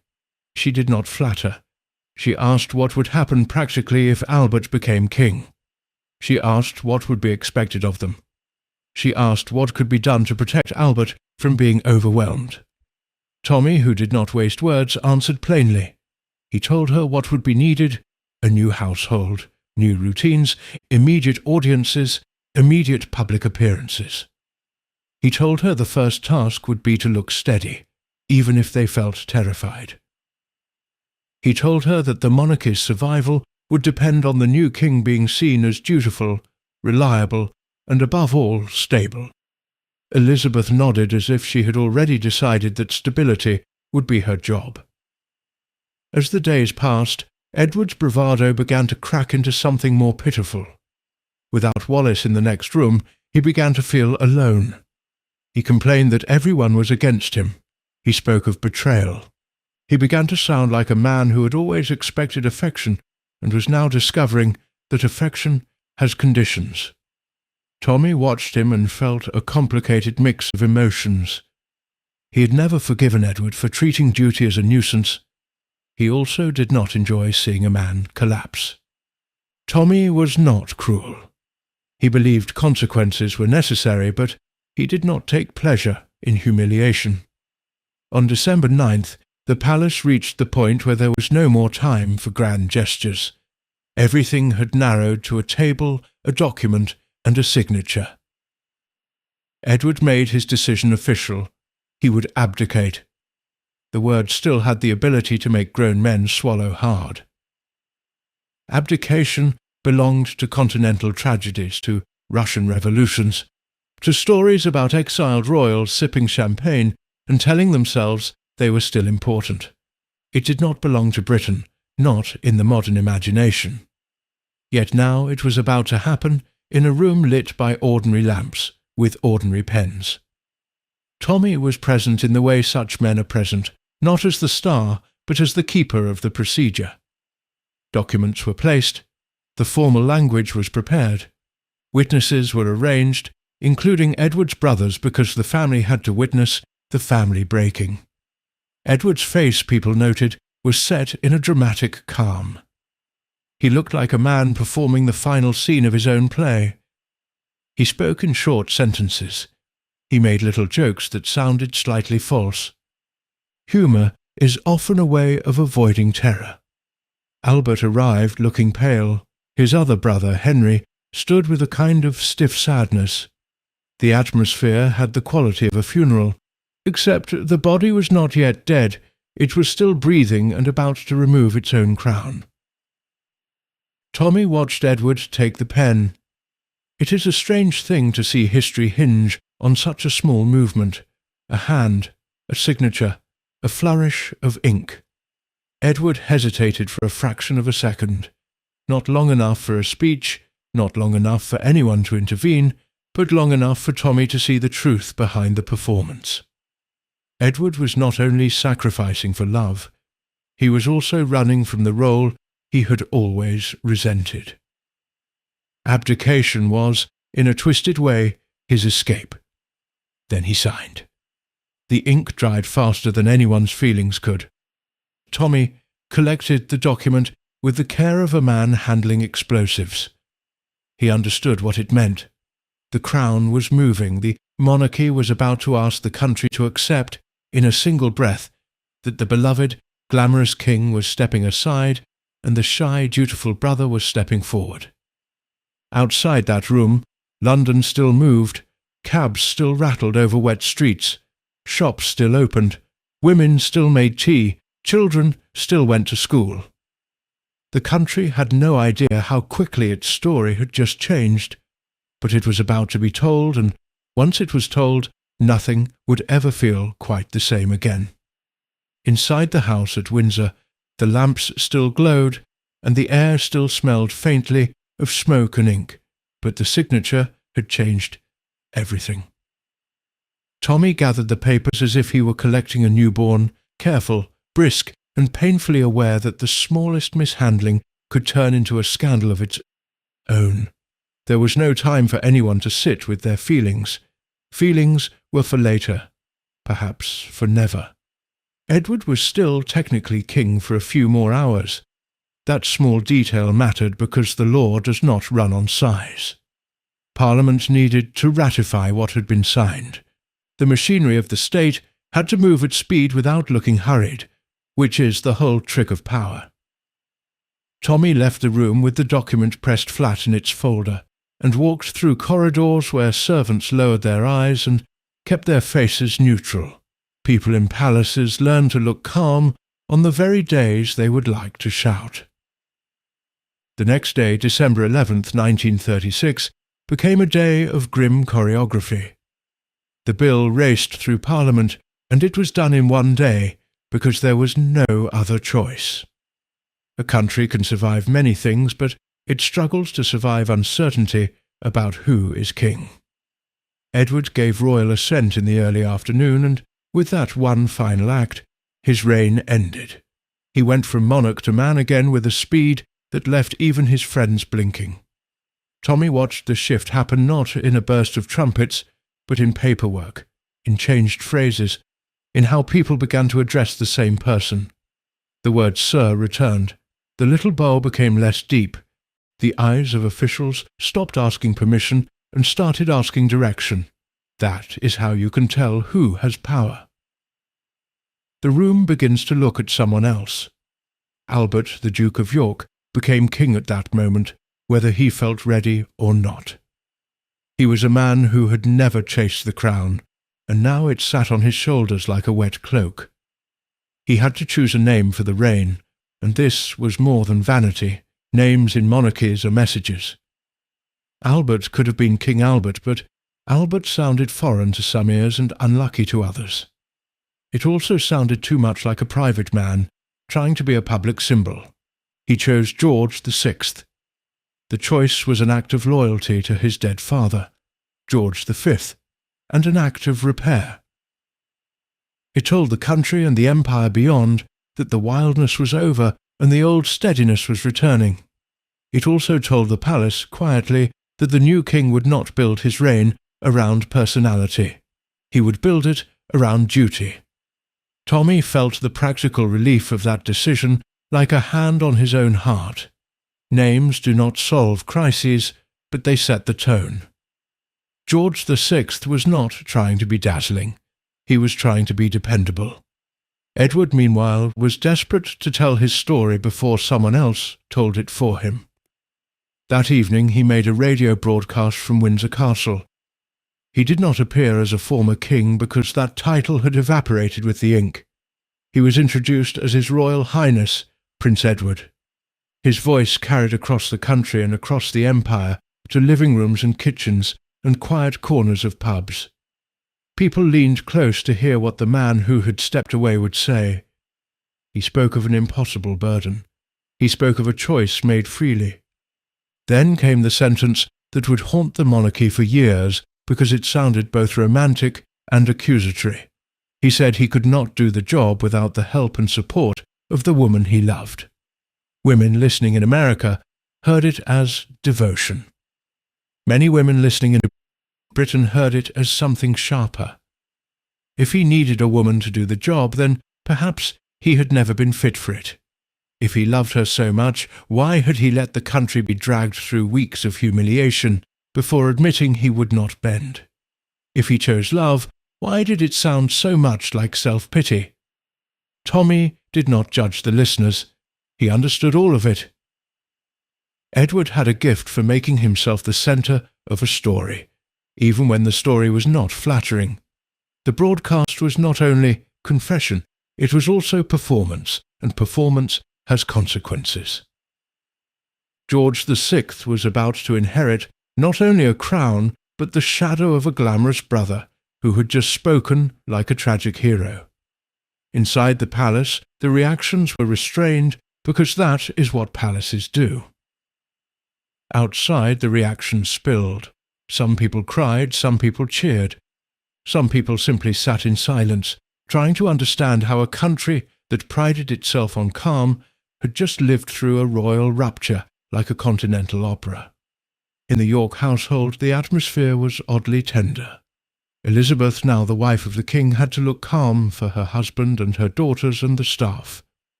She did it with that steady smile she had perfected, the one that warmed a room without demanding anything from it. She kept the children close. Princess Elizabeth was 10, old enough to understand that something enormous had happened, young enough to be frightened by how adults were whispering. Princess Margaret was 6, mostly aware that everyone looked tired and serious, and that her parents were hugging more than usual. George VI sat with his elder daughter and told her what this meant. He was not a theatrical man. He did not offer grand speeches at home. He explained simply that she was now closer to the throne than anyone had expected. He explained that life would change and that she would have to learn things earlier than she should have needed to learn them. The child listened carefully. She had been raised in affection, not indulgence. Her parents treated her as a person, not a doll. She asked small questions in a calm voice, and George VI watched his daughter and felt a complicated grief. He did not want her childhood taken by duty, yet duty was now the family currency, the one thing that could rebuild trust. Tommy saw that moment later through the way the household began to adjust. Tutors were consulted, schedules were reshaped. The girls were still children, but now everything around them began to tilt toward preparation. It was not cruel, it was inevitable. Edward did not stay in Britain to watch what he had set in motion. The day after the broadcast he left for the continent, heading to Austria to stay with friends at a castle near Vienna. The departure had the air of retreat and also of relief. Edward was a man who ran from discomfort, and Britain had become uncomfortable. There were no longer crowds cheering his charm. There were questions. There was judgment.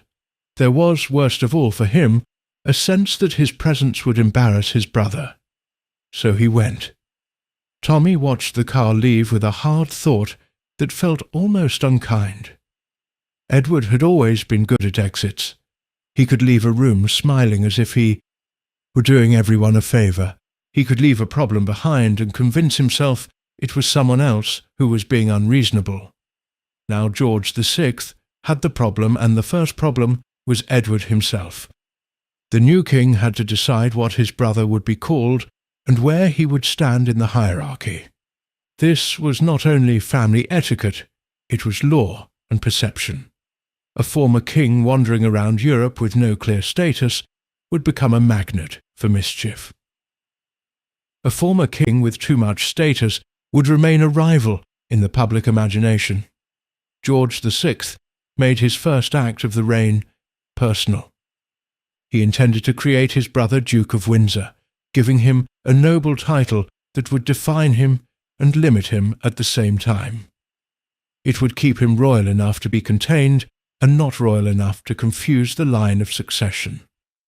It would also send a message to the world that Edward was still family, not a disgraced stranger, even if the family was furious. Tommy supported this. A messy exile would only invite more drama. Better to define the situation and control it. Yet the definition came with a poisonous detail, the style of Royal Highness. Edward expected to keep it. Some people thought he had lost it by abdicating. George VI, deep down, believed his brother had forfeited the right to be treated as royal at all, but he also understood that stripping Edward too harshly could turn him into a martyr. It would feed the very romantic story Edward wanted to tell. So Edward kept the style. Royal Highness remained attached to him.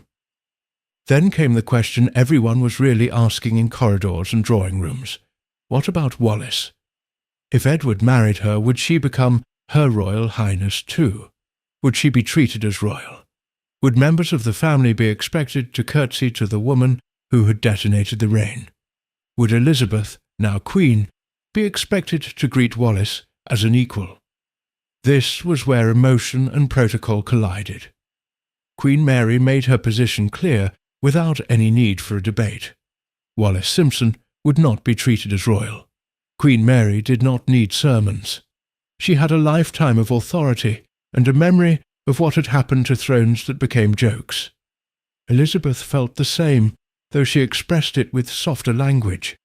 She did not hate Wallis in a shrieking way.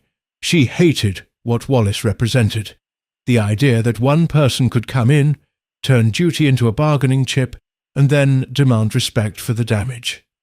George VI was torn between family affection, family resentment, and public necessity. He did not like conflict, and now conflict was his daily bread. Tommy watched him and saw something painful and admirable. George VI hated drama, which was why he took it seriously. He did not inflate himself to meet it, he simply worked. The work was relentless. There were councils, audiences, papers, appointments, and the constant need to appear calm. The stammer that had haunted him in public life did not vanish simply because he was king. If anything, the pressure made it more dangerous. Every speech mattered now. Every word. Tommy understood that managing this king would not be like managing Edward. George VI would not fight him out of vanity. George VI would listen. He would worry. He would blame himself. He needed protection from his own conscience as much as from public opinion.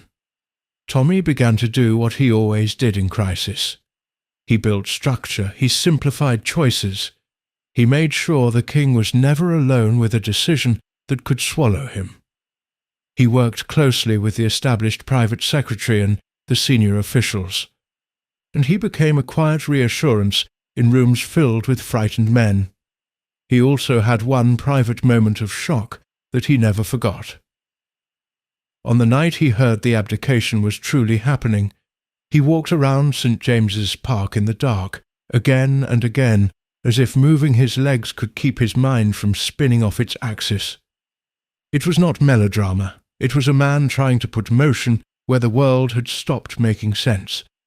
Now he had to make sense out of it, because that was his job. Edward from Austria began to behave as if the family owed him comfort. He wrote letters. He sent messages. He complained about money and titles and the indignity of being treated as a problem. He still wanted the perks of royalty, even though he had rejected the central obligation.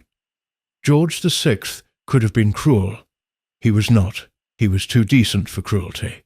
He was also painfully aware that his brother had private property that mattered, and that private property was the next trap waiting to snap shut. Balmoral and Sandringham were not crown estates. They had been personal property of George V, passed to Edward as eldest son. When Edward left the throne, those estates did not automatically pass to George VI, because the crown had moved, but the private inheritance had already landed in Edward's hands. In practical terms, it meant the new king did not have the keys to the family homes that mattered most in their private life, the places where Christmas had been spent, the places where grief had been lived.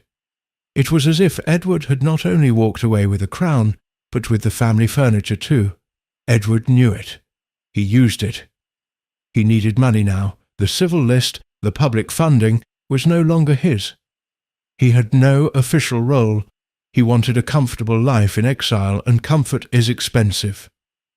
He expected the family to provide it, and he expected it in a way that allowed him to feel wronged if he did not get exactly what he wanted. The negotiations were not the sort of thing people imagine when they picture royalty. They were not about jewels and thrones. They were about valuations, installments, legal documents, and the bitter taste of buying back your own memories. George VI ended up purchasing Balmoral and Sandringham from Edward for about £300,000, paid over time. The sum was enormous for a family that was expected to look above money while constantly being cornered by it. Tommy watched those discussions with a deep dislike. Edward had been raised among privileges he did not earn, and now he behaved as if he deserved compensation for giving up a job he refused to do. George VI paid, because he had to, not only for the estates, but for stability. A monarchy cannot afford a public brawl over property, not after a public brawl over love. And so money moved quietly, from brother to brother, and the resentment moved too. In the palace, arrangements were made for the coronation that had been planned for Edward. The date was approaching. The robes were already being fitted. The invitations were already in the system. The government decided the coronation would proceed on the same date, now for George VI. It was practical and symbolic. The country would not be left staring at an empty ceremony. The ceremony would be used to prove the institution had survived. For George VI, it was terrifying. He did not crave a crown on his head. He craved a quiet life. Yet he understood that the coronation was not for him. It was for the country. It would reassure millions that duty had replaced indulgence. Elizabeth, as Queen, treated the coming coronation like a project that required discipline. She rehearsed, she learned, she asked questions. She never behaved as if it were a costume party. She behaved as if it were a sacrament, because she understood what the crown now needed to look like. Tommy admired her for that. He also watched her with the sharp eye of someone who knows that a strong consort can steady a weak moment, and a foolish consort can destroy a reign. Elizabeth was neither foolish nor weak. She was steel-wrapped in charm. Queen Mary, too, played her part, though it was not always gentle, and she had a habit of using silence as a weapon. She could make a room feel judged simply by entering it. She was now the Dowager Queen, but she did not behave like a retired aunt. She behaved like the guardian of the family standards. George VI both relied on her and feared disappointing her. That dynamic could have crushed him if he had been alone. He was not alone. He had Elizabeth, and he had men like Tommy who could keep the machinery from becoming an emotional trap. Edward, far away, had not stopped trying to manage the story from his own angle. He sent messages about Wallis, about how she should be treated, about how the family should welcome her once the divorce became final. He spoke as if reconciliation were a reasonable expectation, as if the family should simply accept the person who had helped knock the crown off his head. Wallis, now in the south of France, lived in a strange limbo. She could not marry Edward until the divorce was absolute. She also could not easily return to England without being devoured by the press. She received letters from Edward that swung between tenderness and desperation. She received advice from friends that swung between encouragement and warning. In some moments, she sounded practical, even cool. In others, she sounded frightened. A woman can be brave and still feel panic when her name has become a national argument. She had loved attention before. This was not attention. This was scrutiny, and scrutiny is a kind of punishment. The British press, now fully awake, began to behave as if it had been starving. Columnists wrote with a moral tone that would have sounded ridiculous if it had not been so effective. Some papers treated Edward as a romantic fool. Others treated him as a selfish man who had embarrassed the country. Many treated Wallis as a temptress, because societies love to place female blame where male responsibility should sit. Tommy did not waste time on editorial outrage. He focused on consequences. A humiliated Edward might become bitter. A bitter Edward might talk. A bitter Edward might be tempted by foreign attention, by flattery from abroad, by the sort of people who love to whisper to ex-kings that they have been wronged by democracy. Europe was changing. Germany was loud with uniforms and parades and speeches. There were men in power who understood how to use symbols. A disgruntled former monarch is a useful symbol. Tommy could already see the danger, even if others still treated it like gossip. As spring approached, the issue of titles hardened into a private war. The formal creation of the Duke of Windsor would not come until March 1937, but Edward already behaved as if the title existed. He wanted it. He wanted it because it made him special again. Being Prince Edward was not enough. A man who has worn a crown does not easily accept a smaller name. George VI agreed to the title partly because it contained Edward and partly because he could not bear to make the rupture worse. Yet he drew a line. The style of Her Royal Highness would not be extended to Wallis. If she married Edward, she would be Duchess of Windsor, but she would not be treated as royal. This decision sounds technical, but in that world it was personal. It determined who bowed to whom, who walked first into a room, who sat where at dinner. It determined whether Elizabeth, Queen of Britain, would have to offer courtesy to a woman she believed had endangered her husband's health and her daughter's future. It determined whether Queen Mary would have to acknowledge Wallis as a member of the royal circle. Queen Mary made it clear she would not. Elizabeth made it clear she would not. George VI, who hated conflict, decided he would endure Edward's fury rather than demand his wife endure humiliation. Edward reacted with rage. He argued that a wife should share her husband's rank. He argued that denying Wallis the style was petty. He argued as if he still had authority to argue. He did not understand that he had surrendered the one thing that would have made his demands irresistible. Tommy watched the tug-of-war and felt something harden in him. This was why the monarchy needed management, not because the family did not know manners, but because manners alone do not solve entitlement. You can curtsy to a problem and still be destroyed by it. As the coronation approached, George VI and Elizabeth began to rehearse the ceremony that would place them in history. The rehearsals were long, the clothing was heavy, the crown itself was heavy, not only in weight but in meaning. George VI practiced his responses, his movements, the small moments where his voice would be heard. He worked with care, and that care made people root for him. Britain has a soft spot for the dutiful, especially after being embarrassed by the charming. Princess Elizabeth and Princess Margaret watched parts of the preparations, with the wide eyes of children seeing adulthood arrive too early. They were dressed carefully, taught where to stand, taught when to smile. Their mother kept them close, not smothering them, but protecting them from the harshest parts of the story. She did not tell them lies. She told them what they could handle. That is a mother's art. Tommy in those weeks became a kind of invisible backbone. He coordinated. He insisted on clarity. He cut through nonsense with polite firmness. He made sure the king was not overwhelmed by competing advice. He made sure the staff did not fall into factions. He made sure the public saw calm even when the private rooms felt like a storm shelter. He also quietly managed the absence of Edward. The Duke of Windsor was not invited to the coronation in the way a brother might be invited to a family triumph. His presence would have been a distraction. A living reminder of the abdication, and the ceremony needed to look like continuity, not like a soap opera. Edward took this as another insult.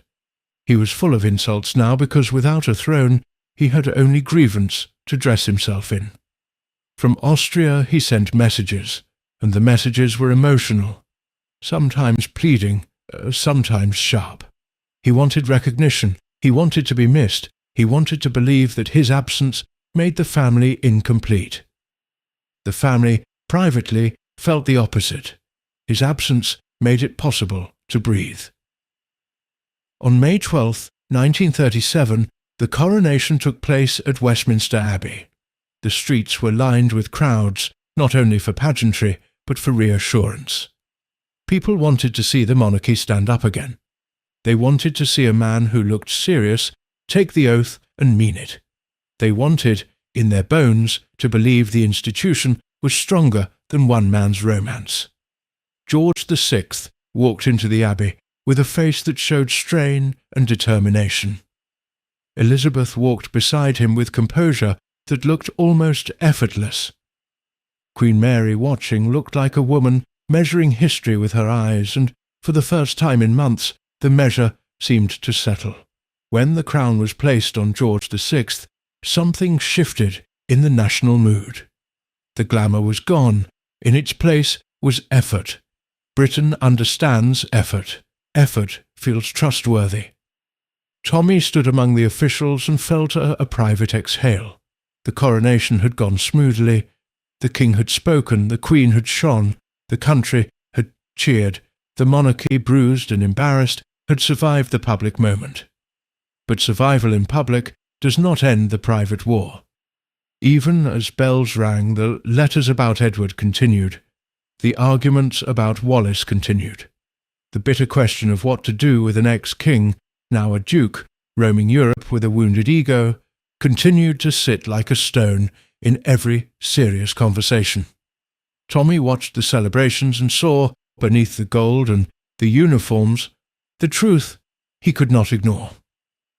George VI had been crowned, yes, but the crown still had a loose thread attached to his brother. And loose threads in monarchy are dangerous because they invite others to tug. In the weeks after the coronation, as London began to settle back into routine, Tommy kept hearing the same phrase from men who understood politics and from women who understood families. They would say it softly, as if naming a disease. The Duke of Windsor will not let this go. Tommy believed them. He also believed something darker. The world beyond Britain was sharpening into a dangerous shape, and there were foreign powers that would love to use a restless duke, once king, as a lever. Tommy had been hired to manage royals, not only their manners, but their survival. Now survival meant more than keeping a scandal quiet. It meant keeping the monarchy safe from the consequences of one man's wounded pride, at a time when the world was beginning to look hungry for weakness. Loose threads invite other hands to tug, and Edward, now Duke of Windsor, was a loose thread with a taste for attention. The coronation crowds had cheered George VI with relief, but relief is not the same as forgetting. A former king does not vanish just because he has swapped a crown for a ducal coronet. He remains like a scent in a room, and people keep turning their heads as if the perfume might start speaking. Tommy understood that the Windsor problem was not romance anymore. It was residue. It was two people, Edward and Wallace, drifting through Europe with wounded pride, expensive tastes, and a hunger to prove they were still important. They had been denied the royal style for her, denied a place in the family rituals, denied the comforting illusion that everything had worked out nicely. They did not accept denial well, and they were surrounded by friends who treated grievance as a lifestyle. In June 1937, Edward married Wallace at the Château de Cande in France. The date was the 3rd of June, and it was a wedding that felt less like a beginning than like a final act performed for the camera. No senior royal attended. George VI refused, Queen Mary refused, and Elizabeth, now Queen, refused. Because how do you smile for photographs beside the woman who helped push your husband into a job that made him tremble? Wallace arrived wearing a dress that was praised to the skies, a neat pale shade that seemed designed to look pure without being sentimental. The guest list was small and carefully chosen. Every person present knew they were attending history and gossip at the same time. Edward looked relieved, almost buoyant, as if marriage could cement the story he had been telling himself, that he had sacrificed everything for love and therefore deserved sympathy forever. Tommy read the reports and felt none of the romance. He saw the practical threat. A married Duke of Windsor would now insist his wife be treated like a royal, and the family would now be expected, by etiquette and public pressure, to acknowledge her. If the family refused, Edward would complain. If the family caved, the monarchy would look weak. It was a trap built out of manners. The fight over her style began immediately. Edward remained His Royal Highness. Wallace would not be. She was Duchess of Windsor. Full stop. That small phrase, no Royal Highness, was not small in a palace. It determined who bowed and who did not. It determined whether the Queen had to treat Wallace as her equal. It determined whether Wallace could walk into a room as a royal person or as a famous woman married to a royal man. Edward behaved as if he had been robbed. He wrote letters. He whined to friends. He complained to anyone who would listen that his wife was being humiliated. The truth was harsher. The family had decided, with a kind of united steel, that they would rather endure his tantrums than elevate the woman who had pulled the monarchy into scandal. Tommy watched this with satisfaction he did not show, not because he enjoyed Wallis being denied, but because the line held. The monarchy survives by lines that do not move just because someone cries at them. Then Edward did something that made the whole family go cold. In October 1937, the Duke and Duchess of Windsor toured Germany. They smiled, they waved, they inspected factories and labour camps with the shallow interest of tourists. They met Adolf Hitler at Berchtesgaden on the 22nd of October, and the photographs made it look as if they were visiting a celebrity. Edward, the former king, stood there looking pleased with himself, as if being treated as important by a dangerous dictator proved he was still meant to be someone. The image was a slap. Britain had not yet gone to war, but it was not blind. People could see the uniforms and the salutes and the feverish political theatre. Many were horrified, some were merely uneasy. Edward's friends tried to spin it as a harmless visit, a misunderstanding, a polite gesture. Tommy did not believe in harmless gestures from men who crave significance. He believed in consequences. Inside the palace, the mood tightened into something close to dread. George VI, who had never wanted the throne and now had to carry it, while his brother posed with the most dangerous man in Europe. Queen Mary's disapproval became almost incandescent.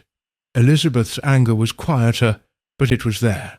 She had always had a good instinct for what would make ordinary people disgusted, and she knew this would. Tommy did what he always did. He moved from disgust to containment. He spoke with government officials. He made sure the palace position remained firm and silent.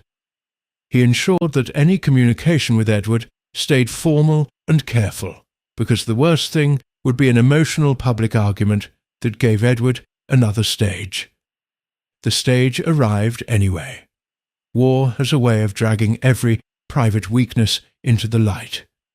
In 1939, George VI and Queen Elizabeth went to Canada and then to the United States, a tour designed to bind the empire closer and reassure allies. Tommy helped arrange it. He understood the psychology of crowds, how reassurance is built from small gestures repeated. A king looking steady in Ottawa mattered. A queen smiling calmly in Washington mattered. Their trip was diplomacy by presence, and presence is the monarchy's oldest weapon. Then, in September 1939, Britain went to war. You could feel the difference in the first weeks. The city dimmed, the air filled with a new kind of vigilance. People who had never cared about protocol suddenly cared about morale. The monarchy was no longer a glittering curiosity. It was a symbol that had to stand up while everything else shook. George VI, to his credit, did not run. He hated public speaking, but he spoke. His voice was not magnificent, but it was sincere, and sincerity is powerful when the world is frightening. Elizabeth stood beside him and became, almost overnight, the face of a stubborn national courage. She could be cheerful without being silly. She could be warm without being soft. Tommy's job expanded into a kind of war service of its own. He had to protect the king from exhaustion, protect the palace from becoming irrelevant, and protect the family from being seen as distant. During the Blitz, bombs fell on London night after night, and the palace itself was hit. The story spread quickly. Buckingham Palace had been bombed. The royal family was not floating above danger after all. Elizabeth's response was pure instinct and pure strategy at the same time. She visited bombed neighbourhoods. She walked through rubble with calm eyes. She spoke to women who had lost homes and children and still managed to offer the Queen a cup of tea from a cracked cup. When the Queen said she could now look the East End in the face, people repeated it, because it sounded like shared suffering turned into shared dignity. Tommy watched those visits and made them possible without making them look managed. That was the art. The cars, the routes, the timing, the police, the press, the risk, all of it had to be arranged, and it had to feel natural. If it looked staged, the public would turn. If it looked reckless, the government would panic.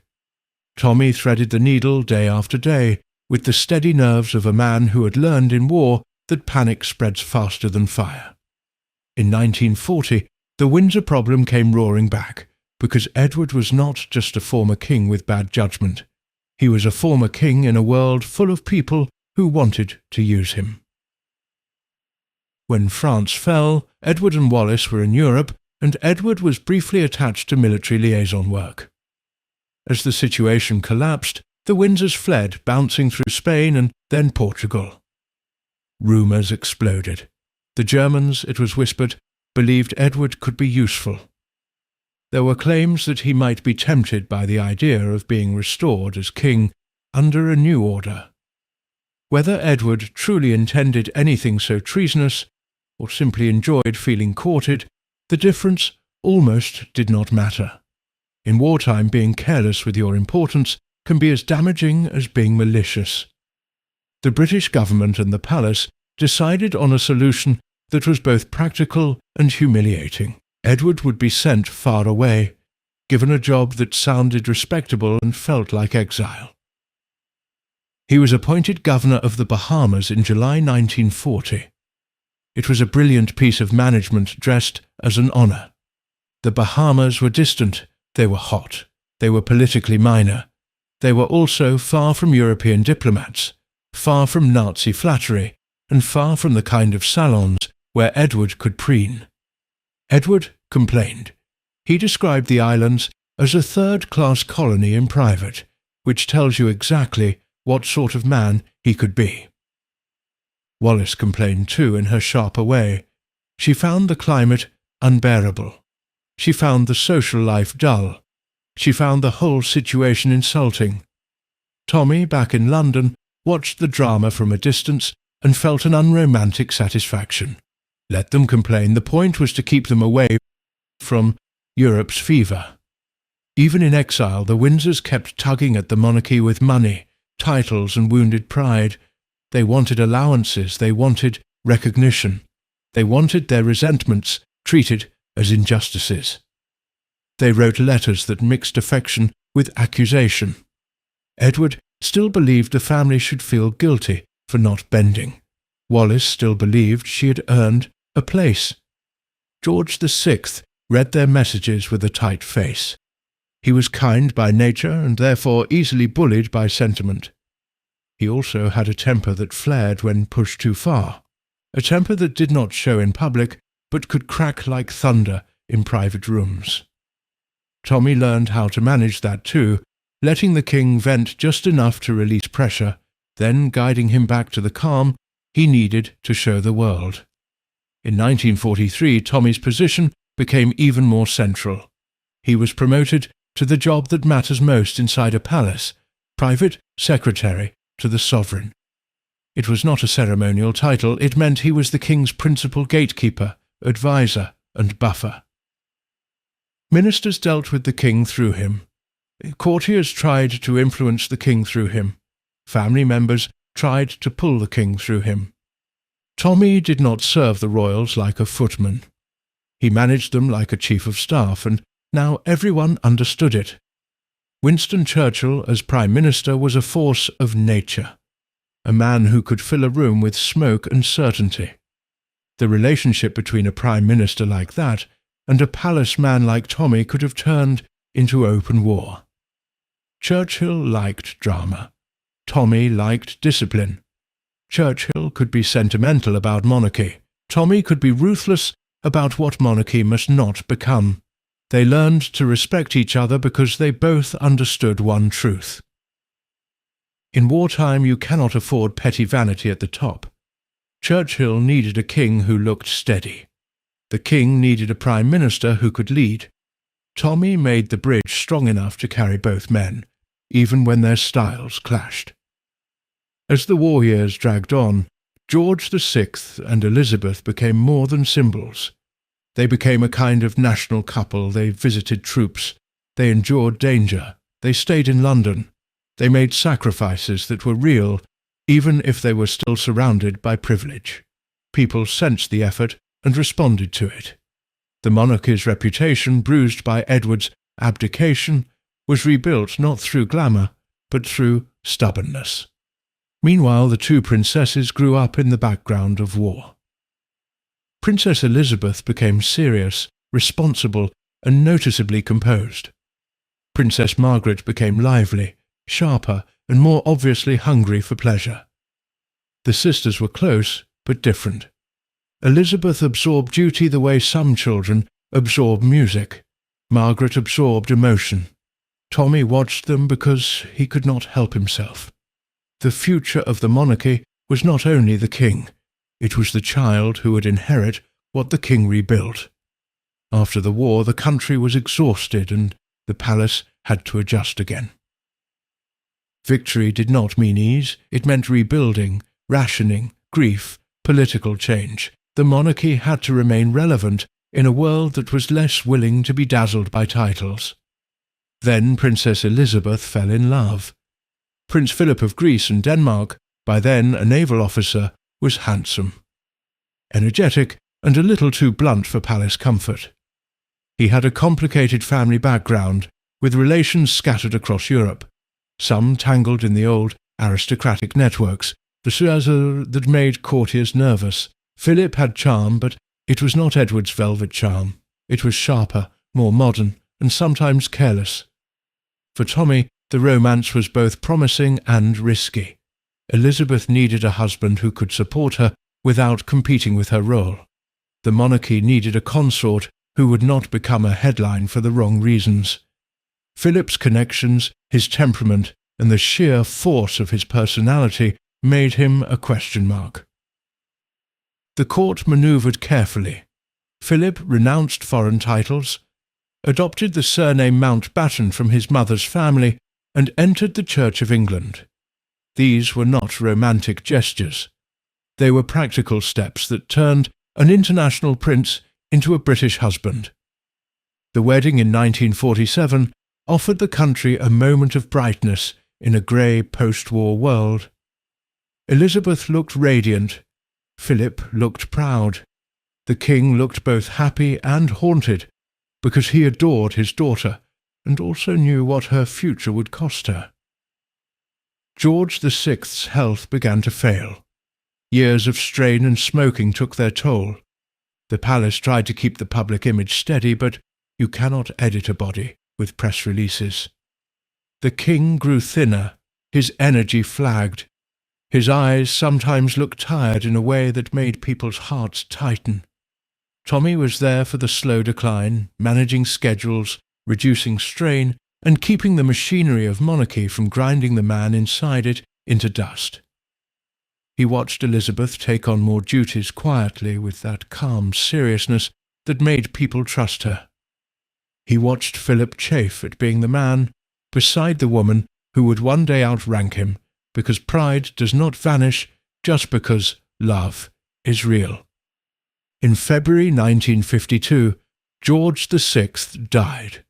Elizabeth was abroad when the news came, and she returned home not as a princess, but as queen.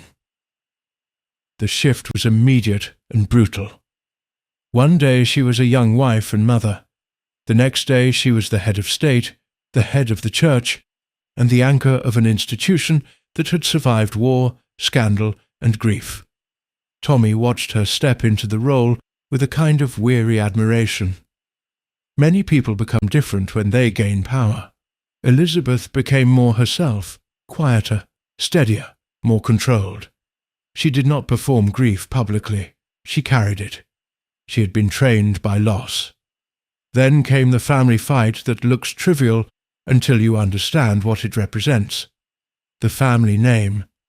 Philip wanted the new royal household to take his name. In any ordinary family, that would not be an outrageous request. In the royal family, nothing is ordinary. The house name was Windsor, chosen in 1917 to shed German associations. It had survived Edward's scandal. It had become the brand of the rebuilt monarchy. Changing it would suggest instability, as if the institution could be rebranded by marriage. Philip, proud and sometimes stubborn, wanted his own identity reflected. He did not want to be a man who disappeared into his wife's inheritance. He wanted their children to carry his name. He wanted, at least in some private corner, to feel like the head of his own household. Elizabeth was caught.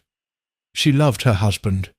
She also understood with the clarity of a woman born into history that she did not belong only to her marriage, she belonged to the crown.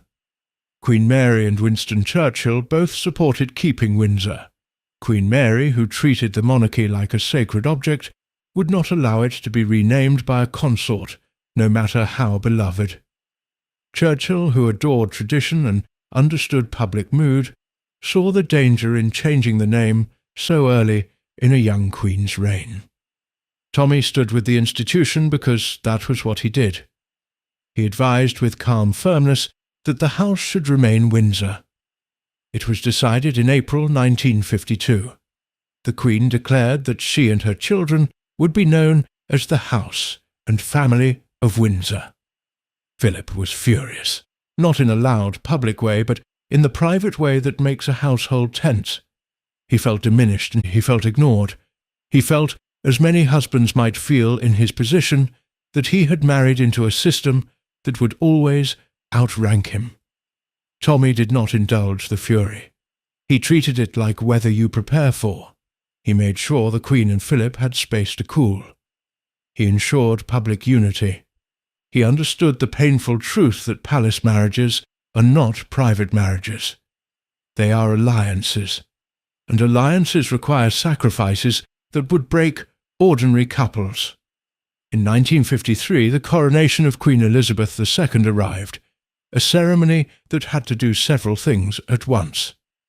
It had to honour grief, reassure the nation, and display continuity strong enough to drown old scandal. Tommy helped shape the event with the same steady hand he had used in wartime.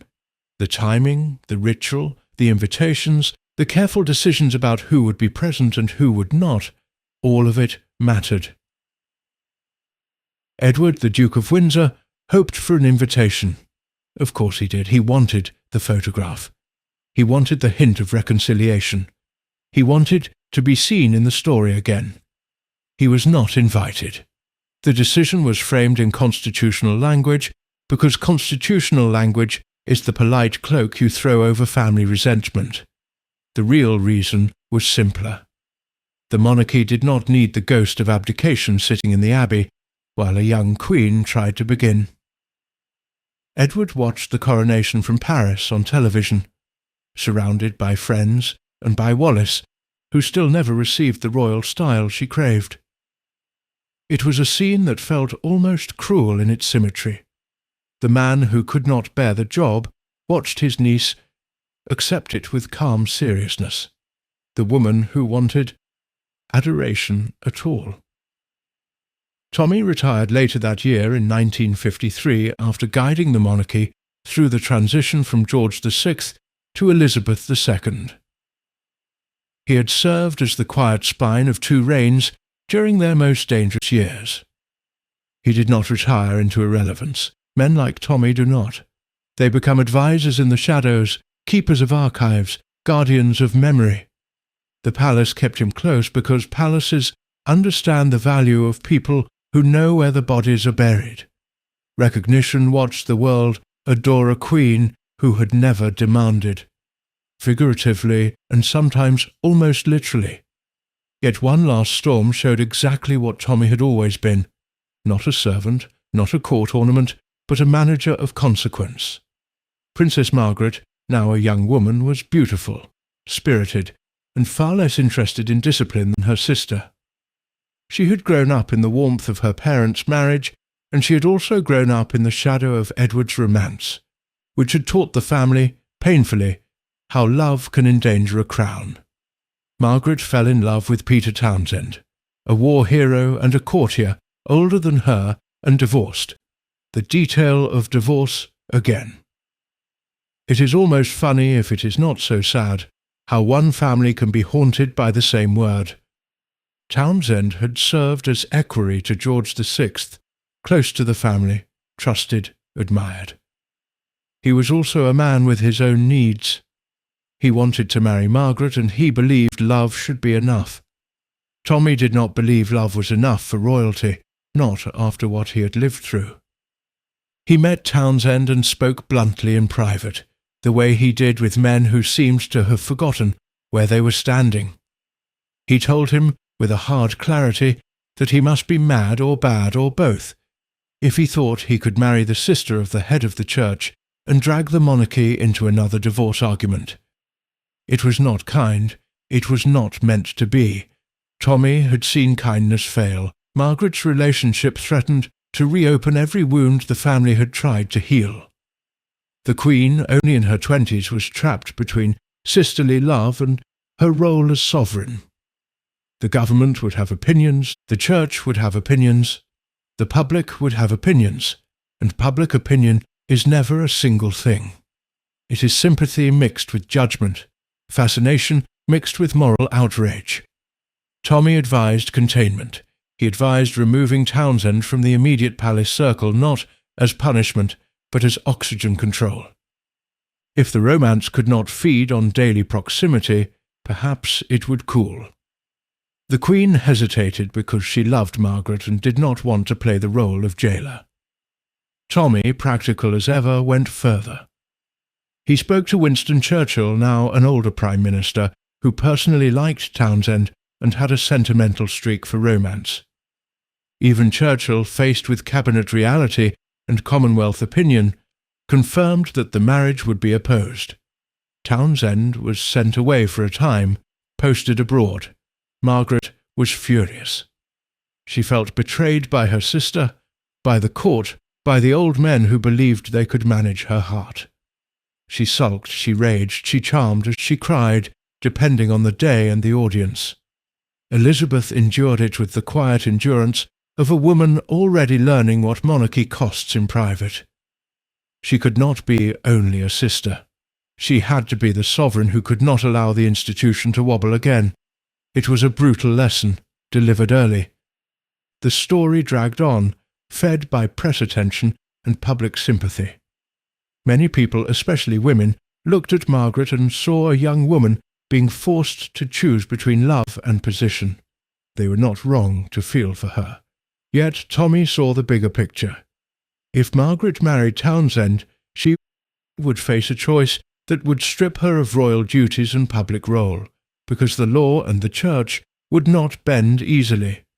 If she married him and stayed royal, the monarchy would face another crisis. Another headline storm. Another question about whether the Crown was a serious institution or a family romance club. Eventually, in 1955, Margaret made her decision public. She would not marry Townsend. People wept for her. Others praised her duty. Margaret herself carried it like a wound. She was not made for quiet sacrifice, the way her sister was. She was made for affection, attention, and pleasure. Losing Townsend did not make her calmer. It made her more restless, and the restlessness would shape her for years. Tommy watched the outcome with relief that felt almost ugly. He did not enjoy Margaret's pain. He enjoyed the monarchy surviving it. That was always his point. Individuals matter, but in his world, the institution matters more because the institution holds a nation's stability in ways most people never think about until it is threatened. Tommy had spent his life catching the monarchy before it fell, and the catching was never graceful. It required firmness, secrecy, and a willingness to be disliked. In later years, people would tell the stories as if the royals were the only characters that mattered. The glamorous king who gave up the throne, the shy brother who took it, the beautiful young queen who rose into history, the romantic sister who was denied her happiness, the dangerous exiled duke with his bitter wife and their endless complaints. Tommy would remain, in those retellings, a stern shadow at the edge of the frame. But shadows can be structural. He died in 1981, long after the abdication drama had become a memory for older people and a lesson for younger ones. By then, the monarchy he had helped stabilize had passed through war, through grief, through a new kind of celebrity, through the slow transformation of empire into something else. The royals would continue to make human mistakes because they were human.